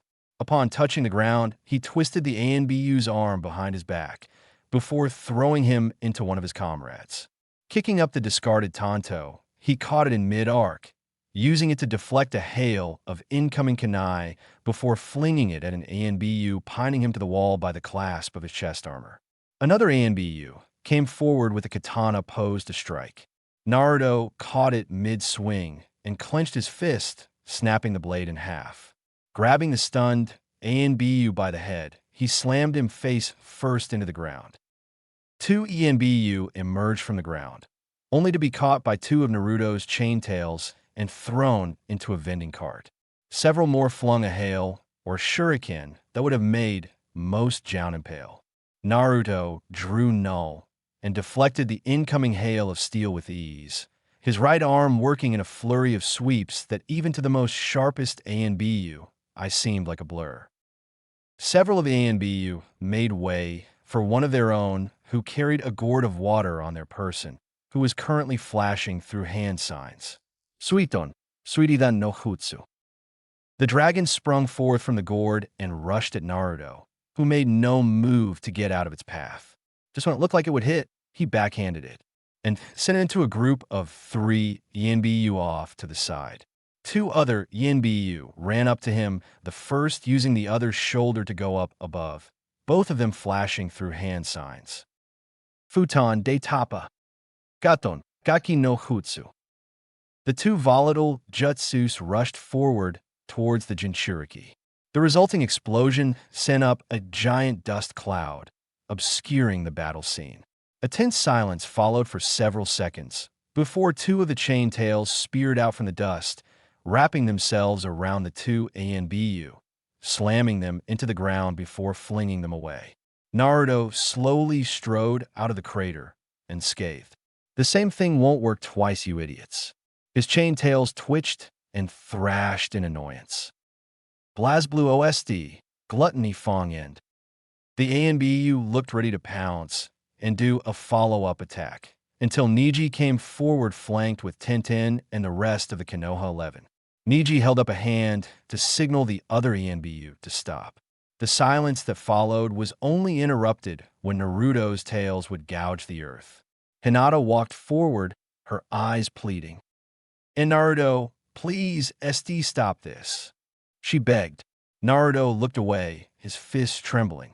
For in those few seconds, in her watery, lavender eyes, he saw himself. He didn't like it. He felt angry at himself, at everyone. Even now, after everything, he was still the monster. After what all those sick bastards had done, after what that bitch had done to him, he was still the villain. He couldn't stand it. Step aside. Hinata looked in surprise, her eyes widening. Well, what? Naruto? She asked, taking a step forward. Before she could go any further, she felt a little prick at her throat. Once she realized what it was, she froze, and the group behind them started with a collective gasp. There, drawing a tiny prick of blood that slithered down Hinata's neck, was one of Naruto's chakra chain tails, the fearsome pointed blade tip just barely parting her skin. Naruto turned towards Hinata, the mask helping in hiding the turmoil and rage he felt stirring inside him. Step aside, Hinata. I will not stop. Not even for you, he stated coldly. The next thing that happened stunned everyone. No, Hinata stated defiantly, staring Naruto full in the eye. What? Hinata held her gaze, not flinching at the edge in Naruto's voice. I said no. In a flash, every single chakra chain tail was pointing their bladed ends at her head and throat, dangerously close. Several of the assorted ninja were baffled and scared at what Naruto might do in his state to the Hyuga clan head. I said, step aside. Naruto ground out. Hinata stood her ground. No. Don't you dare try to defend them. I thought you would understand, Hinata. Do you know what the hell they did to me? Do you? He roared. Hinata found herself unable to say anything. He chuckled darkly at Hinata's silence. Tell me, Hinata, do you know what it felt like to see you all go on with your lives while some bastard was opening up my chest to see what differences there are in a Jinchuriki? It's quite a different experience while you're awake, let me tell you. Do you know what it was like to see Hikari's mother killed before she could even see her daughter's face? Do you know how many times I prayed for death and live in that hell? The only thing that kept me going was my daughter. Do you know my pain? Do you? Tell me, Hinata. He roared. Hinata was trembling at the end of his speech, tears flowing from her eyes. She looked like she was going to collapse to the floor and cry her heart out. Anyone there could feel it, the intense waves of anger, hurt, sadness, and most of all, pain that flowed from Naruto. It did not go unnoticed by the new arrival to the scene. Koide and Cambria, welcome home play. In Naruto, everyone froze. Kushina could not have come at a more inopportune time. Kushina had arrived at the scene to see her son facing Hinata and rushed in without another thought. Naruto didn't need to see her to know it was the woman he hated most of all. All of the lingering emotions in the air were blotted out by one oppressive, all-consuming emotion: rage. A baby's cries could be heard. What normally would have been music to an expected parent fell on deaf ears for Naruto. He couldn't staunch the flow of tears at the sight of his beloved, lying there on the table, her belly slit open like some sick dissection project. She cried and sobbed in pain. Nah, Naruto-kun, where are you, dear? She called out fearfully, weakly looking around the room. I'm right here, honey. Don't worry. Everything's gonna be okay. He choked, all the while struggling against the restraints placed on him by one of his attendants. His wrists bled from struggling against his chains, but he could care less. He just wanted nothing more in the world than to help his beloved to stop the flow of blood, every second making her look paler. The room was cold, almost as if the Shinigami himself was standing over her. One of the medical staff came in, the rusted hinges of the door protesting audibly in the room. She turned weakly towards the man clad in medical scrubs. "May I see my CH child?" she pleaded. The man gave no acknowledgement of the request. Subject 1344. B. You are no longer required. It was over. It was a simple flick of the wrist, and her fate was sealed. Naruto screamed as what little blood left in her body bled from the slash on her throat. Even as the shock suppression seals activated, he strained against them, calling every single shred of anger he could. He fought for what seemed to be days, only when he finally did stop the seals deactivate. Danzo by then had strolled in to see the sight. With a wave of his hand, his attendant released his bindings. He rushed over and cradled his wife's now cold limp form. She didn't deserve this. She deserved so much better. I should have. He couldn't stop the flood of tears that streamed down his face. Several of the medical monitors had turned on, displaying a group of people celebrating a girl's birthday. Danzo grabbed his head and shoved it towards the nearest monitor. Naruto could see Kushina smiling and hugging a girl very similar to herself. People were laughing and drinking. It seemed so surreal that something so happy and joyful could be happening at this moment, where he held his dead beloved. "Happy birthday, my little ball of sunshine." "Thanks, Mom. This is the best birthday ever." "You see," Danzo whispered in his ear, "she doesn't give a damn what happens to you or your daughter. She replaced you. How could she ever want you? You're the reason her husband and so many of her friends are dead. To her, you are nothing." That day, something in him cracked. You bitch. I'll fucking kill you." Naruto roared, turning around and dashing towards his mother, all of his tails poised to kill. Hinata ran after him. "No, Naruto, don't." "Sasuke now." Sasuke and Kakashi ran forwards, their hands aglow with the lightning. Suina Kukurin. The lightning shot forward from their hands, arcing along with each other before colliding with Naruto, lighting his form aglow. "Gra!" Naruto screamed as his form twitched, the destructive chakra coursing through him. Not giving him a moment's respite, Guy slammed into him and unleashed a barrage of punches that staggered his form, before Kiba pulled the final blow. Kitsuga, though instead of plowing him into the wall, Naruto remained where he stood until Kiba finally lost his rotation, revealing Naruto's head to only be slightly cocked to the side, his eye slits glaring. "My turn." Grabbing Kiba's fist, he pulled him into a knee to the gut that blew all the air from Kiba's body before tossing him to Guy who caught him, which was a mistake on his part as Naruto vanished only to appear in midair in front of Guy. "Gwasi no Kama." Naruto roared, unleashing a series of rotating wind-enhanced kicks that sent the taijutsu specialist flying, with Kiba trailing afterward. They didn't travel far though, as Ana Naruto's chaintails caught them and hurled them into a nearby store. He jumped towards where the rest of the Konoha 11 were gathered, Kushina included, and leapt in the midst of them, creating a shock wave as he landed, forcing everyone to leap away.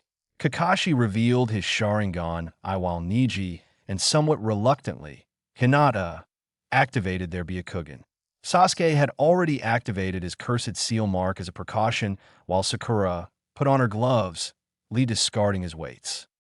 "Naruto, think about what you're doing," Kakashi pleaded, hoping to settle this amicably.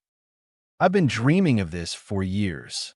Naruto roared, foregoing any strategies and just charging at them. A hail of assorted weaponry stopped him. Ten stood atop of one of the rooftops, modified catapult storage scrolls in hand. "Don't think this will be easy," Ten retorted before unleashing a new hail of weapons. Naruto ran forward unhindered, several of his tails furiously deflecting the weapons until Tin switched to explosive notes which detonated around him, forcing him to divert away from them. By then, Jiraiya had arrived on scene. "Lead him outside the village walls," he ordered, as Tin tried to corral Naruto outside Konoha's walls. That is, until he sent a giant chunk of masonry her way, forcing her to evade, giving him all the time he needed before sending her flying into a wall with a vicious left cross. Tin slid down the wall, dazed. Sakura came to her rescue, though, as she sprung up from the inside of the house, delivering a vicious uppercut. Sakura, while arguably one amongst the most sought-after kunoichi of her generation, was still feared for her mighty strength that could send an Akimichi flying. Yet the uppercut had not even so much as rocked Naruto back on his heels. "Not so easy to push me around, is it, Haruno?" Naruto chuckled coldly before grabbing her head by her hair and flinging her into Kakashi, who was sneaking up on him with a suppression seal in hand. "Karori Kontaro," Choji roared, the enormous amounts of chakra forming a pair of pulsing butterfly wings consisting solely of chakra. The dust billowed around him before the Akimichi charged, Sasuke joining him, aiming to strike behind. "Kodenba Kogiki, Chidori Iso."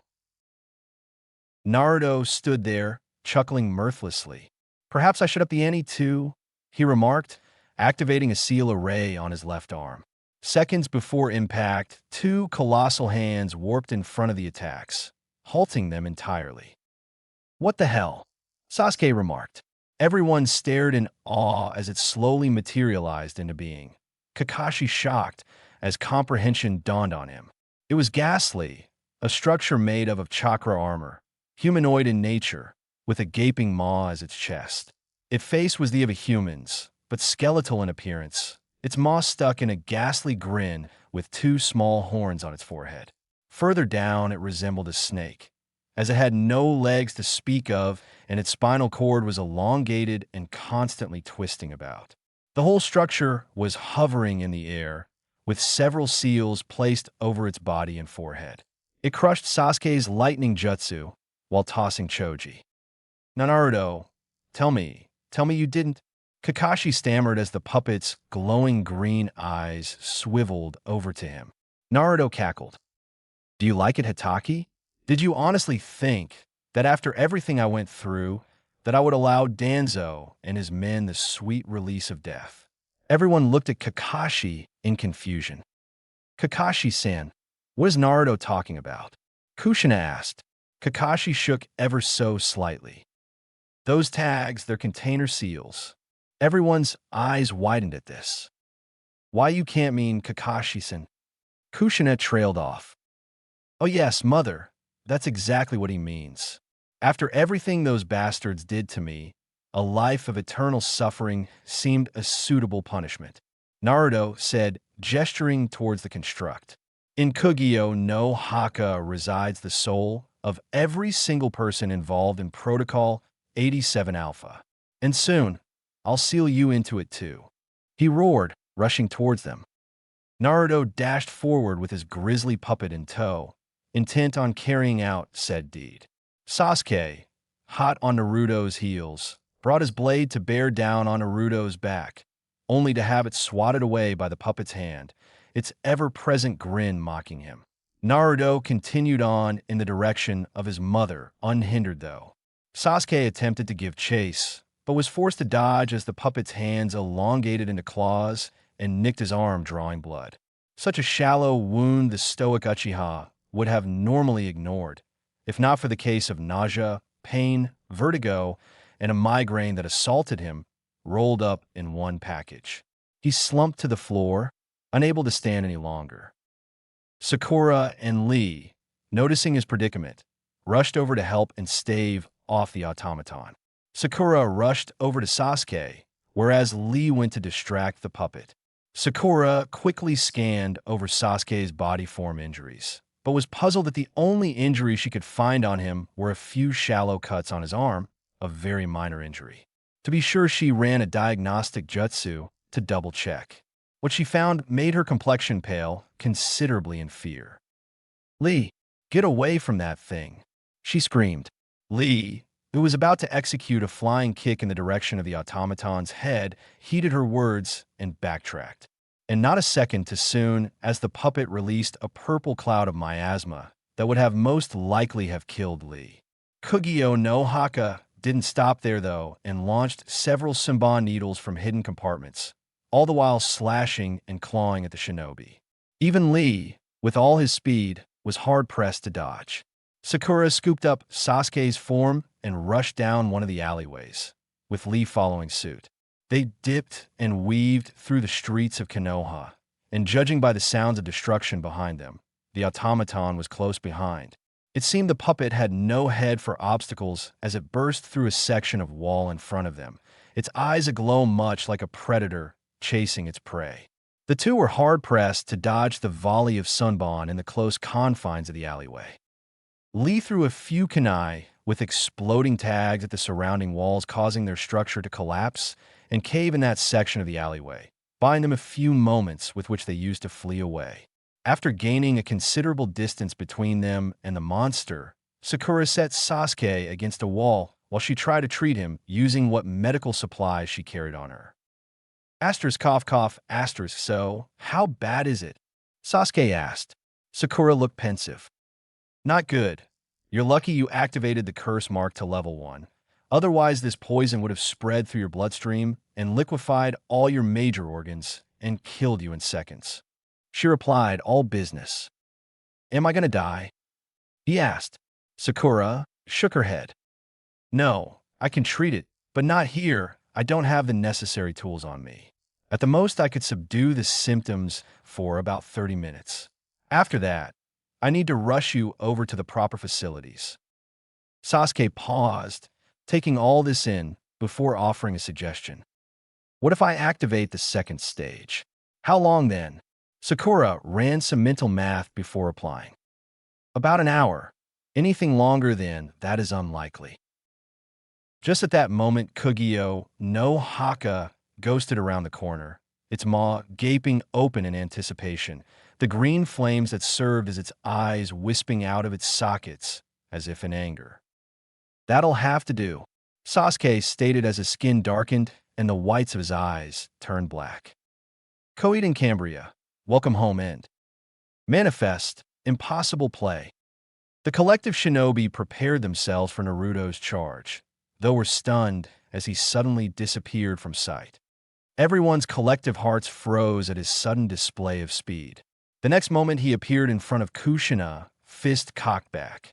She was barely able to erect a hasty defense of chakra chains just in time, but to no avail as his fist shattered the chains, slamming into her and propelling her into the air a considerable distance.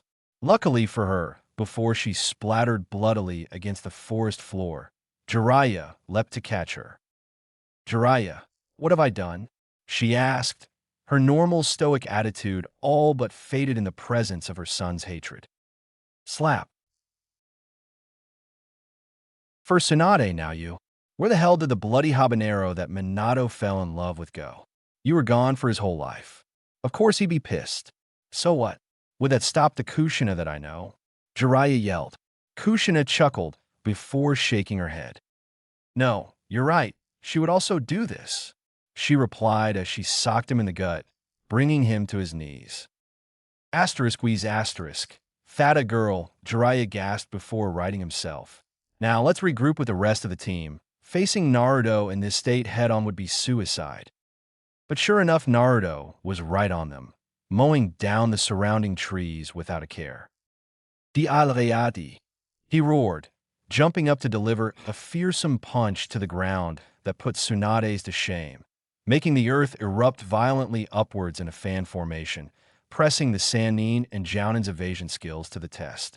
The earthen pillars were almost as big as small mountains. As the tremor stopped, Jiraiya and Kushina stood atop two of the tallest earthen pillars, looking for Naruto. Hinata, Niji, Gai, Kakashi, Asuma, Kurenai, and Iruka soon joined them. So what's the plan? Iruka asked.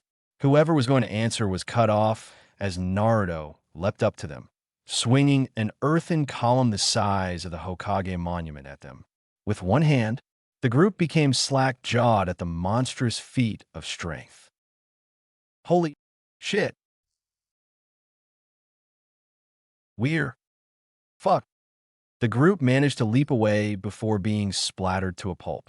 The pillars they had briefly stood upon reduced to pebbles in the collision, releasing a massive dust cloud that covered a fair share of the now decimated forest.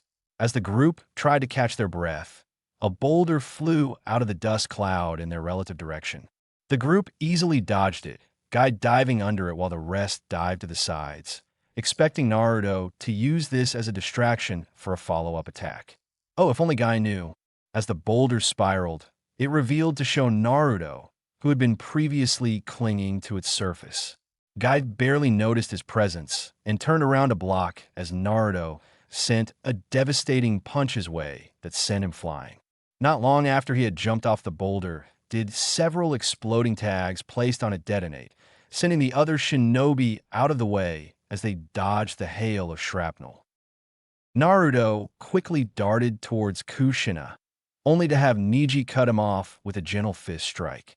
Naruto ducked his head while using his left arm to strike at Neji's arm from below, but much to the ANBU captain's credit, he didn't so much as flinch from the dull pain in his forearm and continued his assault with a strike aimed at Naruto's larynx. Naruto cocked his head to the side before he spun around, blocking Kakashi's kunai with null while slamming Neji away with his chain tails. Kakashi brought his second kunai to bear, ducking under Naruto's guard and aiming a strike at his gut. Naruto, using Kakashi's shoulder as a springboard, launched himself towards Kushina, his eyes crying out for blood. "Come on and face me, Kushina," he roared. Kushina, her face set in determination, brought out her katana to bear. A blade running along the length of his left forearm protruded, its edge sinisterly sharp. Kushina brought her blade to block the slash he sent towards her neck. Sparks shot out at the ferocity of the blows. Had Kushina's blade been of any lower quality, Naruto's blade would have broken clean through her katana and proceeded to have slit her throat. She felt the ground beneath her feet give way to a crater from the monstrous blow, but she still held on. Seeing as how Kushina would not back down, Naruto brought Null overhead and brought it slamming down on her left wrist. While Null had no edge to speak of, with the right amount of force, it could still break bones. An audible snap echoed throughout the clearing. Kushina cried out in pain before darting away, her katana gripped loosely in her right hand. Her entire left hand screamed in pain. She could already tell it would be useless to try and use it anytime soon. Her entire wrist had already turned a dark, sickly purple and had swollen considerably. Though despite this, she bravely brandished her katana one-handed against her charging son.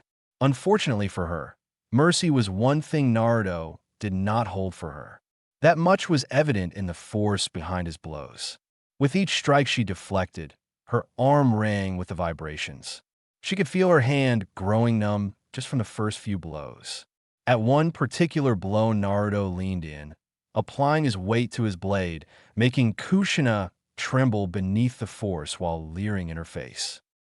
"What's wrong, Kushina?" he whispered. His chained tails, which she had forgotten up until now, snaked around her, pointing at her head and throat. One in particular nudging the skin over her jugular, ever so slightly so as not to pierce the skin, yet still feel sharp against her, in a caressing-like manner.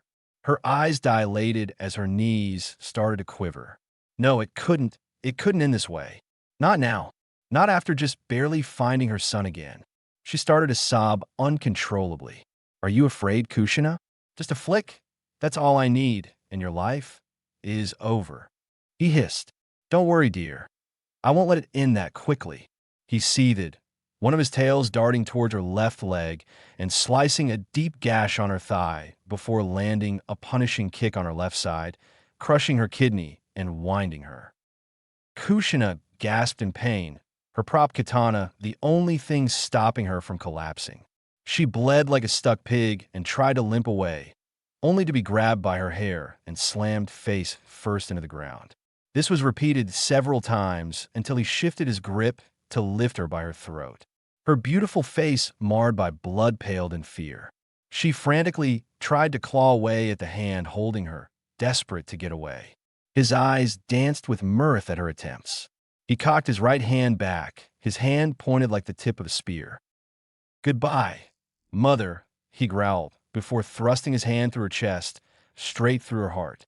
Blood gushed from the wound as she twitched until her eyes glassed over and her body fell limp. He tossed her aside after ripping out his arm from her chest. He gazed around, watching as Konoha was set ablaze before his very eyes. It was everything he wanted. He spun around, quickly blocking the kunai strike from Kurenai with null. Judging from her face, she had long believed that he was too deep into the Jinjutsu to notice. He chuckled. "Tease Kurenai-chan, don't you know it's rude to tease people?" he chided, before bringing his left bladed arm to bear. Kurenai quickly dived back before he could strike, dispelling the Jinjutsu. The fires had disappeared, revealing the group, added Tsunade, Suki, and Gamabunta present. Judging by their looks, they were all able to view what was going on in the Jinjutsu at the time. He looked at his sister, Suki, and nodded in her direction. "Excellent use of the blood clone, Suki." He mockingly praised, clapping. Suki started. How long did I know I was under a Jinjutsu?" Naruto interrupted her chain of thought. He chuckled at her dumbstruck expression as well as the others, curious to know how he had fooled Konoha's Ice Queen. After the first blow, of course. "You must really pick up on your Kenjutsu, Suki. All of your blows feel hollow. As for the rest, if I was about to kill dear mother, I doubt the rest of you would have stood by and watched." He elaborated. "Then why fake the illusion?" Tsunade asked. All of the group felt an involuntary shudder run down their spines. The whole group had the impression that behind the mask Naruto was grinning sadistically at them. "Why? To use it as a distraction to set up a trap of my own, of course," he replied, arms raised wide. The group then noticed the fleeting flames in the form of foxes, each holding a seal in the jaws, skirting across the boundaries of the clearing. The foxes, one in a box formation, faded as the seals activated, creating a large intangible box around them, well over 10 Gamabuntas in terms of height. "Wouldn't want any more last-minute entries, do we?" he asked, forming a Rasengan in one hand. That Rasengan soon became 10 as the other chain tail blades unfolded into bladed hands and formed their own chakra spheres. "Oi, boy, don't you think this is going too far?" Gamabunta asked, his voice bellowing out within the confines of the barrier. Several of those nearby winced at the volume of his voice. "Stay out of this, Bunta. You should know better than anyone here." Naruto roared. The Rasengans grew and shrunk erratically as he trembled in anger. "They took her away. They made me watch. They made me watch as they killed her before she could ever see her own daughter. Hikari never got to know her own mother. These bastards deserve everything I'm going to do to them." He roared, hurling the Rasengans towards them. Everyone dived out of the way, Gamabunta merely jumping to avoid the spinning orbs of death. Sure enough, wherever they touched were met with explosive force, triple that of a normal Rasengan. Luckily for them, the barrier was very liberal in the space it gave them to dodge. "Katan, Gameu, Enden," Jiraiya yelled, igniting the oil spewed out by Gamabunta to raise the area Naruto was standing, effectively halting any further follow-up attacks.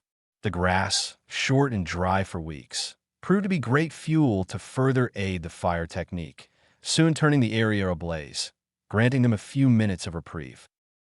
"Tsunade, what did Naruto mean?" Kushina demanded, rounding on the Sannin. Luckily for her, Kakashi intervened. "Kushina, now is not the time. We have to capitalize on this while we still can," Kakashi said, drawing Jiraiya's attention on him. "You figured something out, Kakashi?" Jiraiya asked. Kakashi nodded. "Yes. Ever since I've activated my Sharingan, Naruto has avoided using only jutsus, and has restricted himself to using only taijutsu, kenjutsu, and chakra manipulation. He stated, "How much longer can you keep it activated?" Niji asked. Kakashi ran some mental math before replying a moment later. "If I'm frugal with my chakra, about another 30 minutes." He replied, before Niji could devise a game plan to capitalize on Naruto's self-induced handicap. They all noticed something startling. The flames, which had previously been growing steadily out of control, warped in on one focal point. That focal point happened to be an enormous chakra orb hovering in front of Naruto's open maw. His 9 chain tails were constantly feeding the orb chakra. The flames were consumed by it, making the orb glow like a raging inferno. Its structure was so dense that the very ground Naruto stood on cracked and gave way, dust constantly swirling around. As its form grew more compacted, the fissures in the earth grew until finally it was no bigger than a fist. Whatever they had expected Naruto to do with such massive chakra, eating it was not one of them. "Why do I feel like something terrible is going to happen?" Kakashi asked to no one in particular. Naruto leered at Kushina before letting out an ear-screeching roar, accompanied by fiery beam of chakra. Rea-awa-wa. The beam itself was blinding as it rushed towards Kushina, who could do nothing to dodge it in time. At the last moment, before the Shinigami claimed here Jiraiya Kawamari'd, and, forgive me if I spelled this wrong, with her taking her place. Everyone felt their collective hearts clench at the scene before them, every moment stretching out for what felt like minutes. None more so than Tsunade, who felt tears come unbidden to her eyes. Though instead of burning to a crisp, Jiraiya merely poofed, only to reappear from the ground behind Naruto with a ridiculously large Rasengan in hand, which he bashed into Naruto's back. Kurama Rasengan. The force was explosive in nature. The gale it kicked up made the others hard-pressed to keep their footing. Naruto hardly budged an inch. Jiraiya strained to keep its rotation fro as long as he could, but it had to give some time. When the jutsu dispelled, Naruto didn't have so much as a skid mark on his back. Naruto slowly turned around towards him, growling. "Was that supposed to hurt? You shitty excuse for a godfather? Here, let me show you how it's done." He roared, bringing about his 9 chain tails to bear, each glowing with wind chakra. Fton, kaigriegaife no kokonotsu no kama. His 9 tails slashed at the air, sending crescent waves of wind chakra, more deadlier than the sharpest bladed edge. Jiraiya dashed away, thinking himself in the clear, until Fukasaku alerted him of his peril.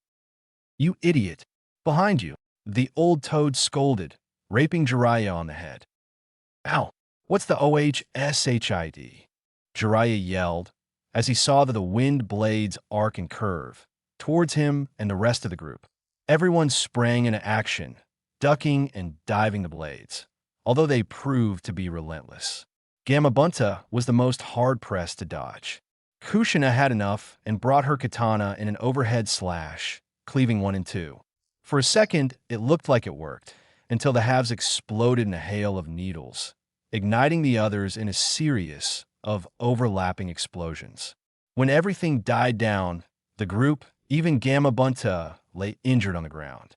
Though with a quick glance, she confirmed everyone was still breathing. Her entire body ached, her uniform tattered. She saw her katana laying on the ground, half obscured by the smoke billowing inside the barrier. Naruto was nowhere in sight, though she didn't know how long that was going to last. She frantically crawled towards her katana, hand outstretched. Just as she barely touched the hilt, a familiar black and red armored boot slammed down on her wrist. Manifeste impossible. "Hello, dear mother." She hesitantly looked up at her son, who regarded her with absolute loathing before going to one knee, putting further pressure on her wrist. She winced at the pain shooting up her arm.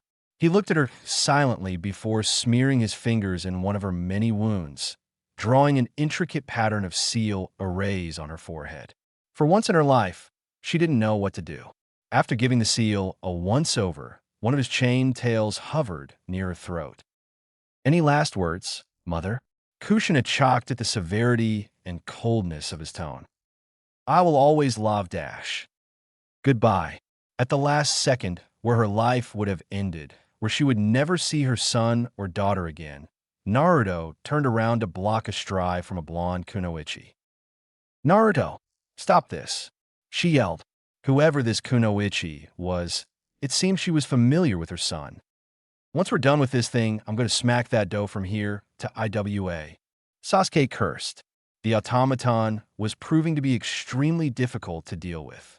Its surface was extremely durable, and unlike Kankaro's puppets, it was not made of hardened wood. This made the vast repertoire of fire jutsus essentially useless. Even several of the snake-based jutsus he had managed to glean from Orochimaru were useless, seeing as how most of them were meant for dealing poison-based blows to an opponent, which was pointless against the automaton. That left his taijutsu and lightning techniques. Lee and Sakura were no better off. Sakura and Lee had no ranged jutsu to speak of, all of their combat prowess based solely on close combat. Lee didn't even carry kunai and had only a limited amount of shurikens and ninja wire, with almost no exploding tags to speak of. Sakura, while better equipped than Lee, was limited in what she could carry besides medical supplies. All in all, Kugyo no Haka was the worst enemy for this makeshift team to face. Add to the fact that it didn't feel pain and used an extremely potent toxin, which was limiting the time that Sasuke could fight. The three began to feel the pressure of the fight. Lee and Sakura quickly darted around their foe, ducking and weaving through his strikes and jumping back after the occasional poisonous gas cloud. How many exploding tags do you have left, Sakura? Sasuke asked, wanting to know what they could work with. Sakura briefly ran through her pack. 10 exploding tags left, 5 kunai, and 15 shuriken, she replied. At that moment, the damn automaton burst from the wall, slamming Lee into a wall, before wrapping his tail around Sakura's neck and flinging her into Sasuke. The two crashed into a nearby vending stand. Sasuke tried to stand back up, but could already feel the backlash from the symptoms being repressed. His body shook as he went into a particularly violent coughing fit. He could see the blood specks on his hand already. Damn it, not now. Just a few more minutes. He cursed silently. Lee had managed to break out of the automaton's hold and batted it away, although only temporary. Sakura noticed the blood as she cleared her head from its daze. Sasuke, we need to get you to the hospital now, she ordered. Where Sasuke was reluctant to agree, the automaton had other ideas as it came in, fists crashing down on where they had been a split second later. Oh man, for doing this, Naruto. Later you're gonna owe me some serious dough. The three turned their heads to see a black man, clad in Kimo ANBU gear, sighing to himself as he looked out at the puppet from a rooftop.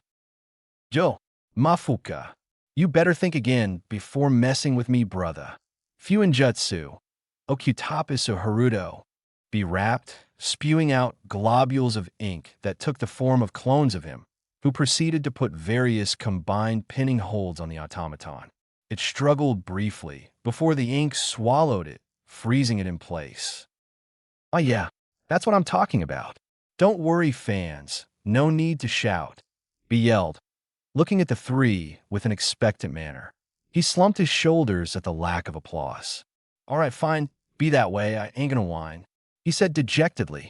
Kugyo no Haka warped out, unbeknownst to the group. Who are you? Sasuke demanded, tensing at the sight of the Kumo headband. Sasuke, that's no way to treat such a youthful person who helped us, Lee said, much to the group's dismay. Sasuke swore if he heard youth one more time, he was gonna... Hey, you guys know where Naruto is? I got lost when I had to take a whiz, B asked. The group face faulted at the Kumo ninja's reason. Why are you looking for Naruto? Not much good it'd do you, what with the QB form he's in. Sasuke quipped back. At the mention of QB, B instantly grew serious and closed the distance between them in a blink. Where is he? He all but demanded, wrapped forgotten. The group shrinked back except for Sasuke, who stood his ground. Why? You gonna try to take him to Kyumo? Huh? You gonna use him like a slave? Sasuke challenged. He grabbed him by the shirt and lifted him in the air. Look, punk, I'm not gonna ask again. I'm a friend. And the longer he keeps fighting, the faster his clock starts ticking. B stated. The group's eyes widened in realization. He's by the western gates. Sakura answered, pointing in the general direction. B nodded and let Sasuke down before flinging a vial Sakura's way, who caught it. That's the antidote. Use it sparingly. After that, rest, 'cause everything hurts like a motherfucker afterwards, he said before dashing off. Why are you doing this, Naruto? Yujito pleaded.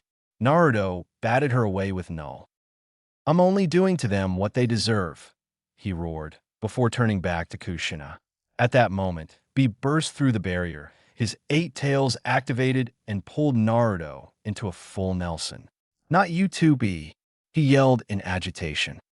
Stop, man, stop the fight, this ain't right. B tried to reason, before Naruto suplexed him and jumped away, only to be tackled to the ground by Yujito in full 2 tails form. Stop it, Naruto. What about Hikari? She pleaded. Naruto threw her off of him. Leave Hikari out of this, he roared, dodging out of the way of a now fully merged 8 tails B. He wasn't as lucky, though, as 2 other tails caught him and wrapped themselves around him.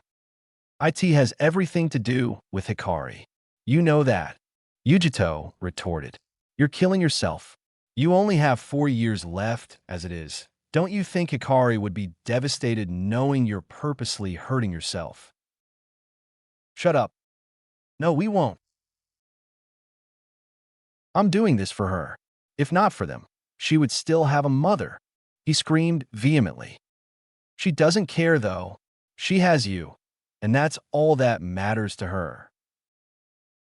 For how long? For how long, Yujito? How long till she's alone? If IT weren't for them, she wouldn't be crying at night, fearing the day I die. Everyone sat in silence. Those who had not heard of Naruto's condition shocked. Kami, it hurts so much, Yujito, B. You don't know what it's like feeling helpless. You're the one that's still hurting Naruto. You've never gotten over her, have you? Yujito asked. Naruto's silence only proved her point. I can still see her sometimes, how she pleaded to see Hikari. She knew she was going to die the more I think about it. I did too, but I didn't want to believe it at the time. Kami, it hurts so bad sometimes I just wanted to end. He admitted. Yujito slowly trudged up to him, one of her tails gently touching his forehead. It's going to be okay. Now, Naruto, we're here for you. Sleep. It's going to be okay now. She cooed. Naruto slumped slightly, his armor breaking away like glass before fading away, showing his sleeping face marred by tear streaks. The 2 Jinchurikis reverted back to their human form, be carrying Naruto over his shoulder gently. The 2 walked away, Yujito searching his person for the seal key, opening a door in the field. Wait! The 2 stopped as Kushina hoisted herself up by her katana, her eyes pleading. Where are you going with my son? Home. Your son, it seems, has no wish to see you nor his former prison, though after knowing of his past, Ms. Uzumaki, I cannot fault him. Yujito replied coolly before heading through the door, soon followed by B. Kushina ran to the door as it faded. No, no, no, no. She screamed as she frantically searched the area the door was as it disappeared. She collapsed to her knees, sobbing into the dirt. Konohagakure, 3 days since Naruto's return. The Hokage Tower was bustling with activity as the team awaited Inoichi to bring his daughter in for a briefing on what she saw when her soul self entered Naruto. The tension was thick, especially between Kushina and Tsunade. Ever since Kushina heard from a cornered Kakashi what Naruto had meant. After the mention of what he was put through and that it might have been Tsunade's fault, let's just say they were lucky Kushina didn't try to kill the Sannin then and there. Soon everyone's patience was rewarded as Ino stepped in along with her father. Their delay was understandable as several areas of Konoha were being rebuilt They managed to play it off as a group of mercenaries launching a surprise attack against Tsunade from angry Root supporters. Luckily, no one was able to actually see Naruto arrive and literally wipe the floor with them, as they had all evacuated to the underground safety bunkers by then. So, before we get started, are you feeling any better? Tsunade asked. Kushina looked like she was going to interrogate the poor girl to get the answers out of her. Hugged her sides as she shivered slightly. Honestly, no. I think I'd rather go mad rather than be unaffected by those type of things. She replied. Can you tell us what you saw? Tsunade asked gently, not wanting to push their only lead too far. Shook her head, much to Kushina's aggravation. Bam! Everybody jumped as Kushina bashed her fist on the desk, denting it considerably. Well, except for Sasuke, who was in a wheelchair at the time due to exhaustion, who just wheeled back a little. What do you mean you can't tell us? You are the only lead we have to knowing about what happened to my son, and you're telling me you don't know. Kushina screamed. Inoichi stood in front of his daughter. Kushina, that's enough. She's still heavily traumatized from the events. Kushina only relented when Kakashi put a hand on her shoulder, his hand clenching slightly silently, telling her that he was anxious as well, but to be patient. She huffed, but sat back down. Is there any way you can share the events, If not verbally, Tsunade asked. Pondered a bit before nodding her head. I could share the events through a group mental link, if that would be okay, she asked. Everyone nodded their consent. Came forward and started drawing a temporary relay seal on Tsunade's desk. Everyone, put your hand on each orbiting kanji word for link, then I'll be able to share the events. It's a progression that lasts about 3 minutes real time, but it may seem longer. Once it starts, you can't break away, no matter what you see, okay? Everyone nodded and placed their hands on the relay points. AMBU guards secured a perimeter around the office. Reluctantly, Ola set her hand on the middle of the seal.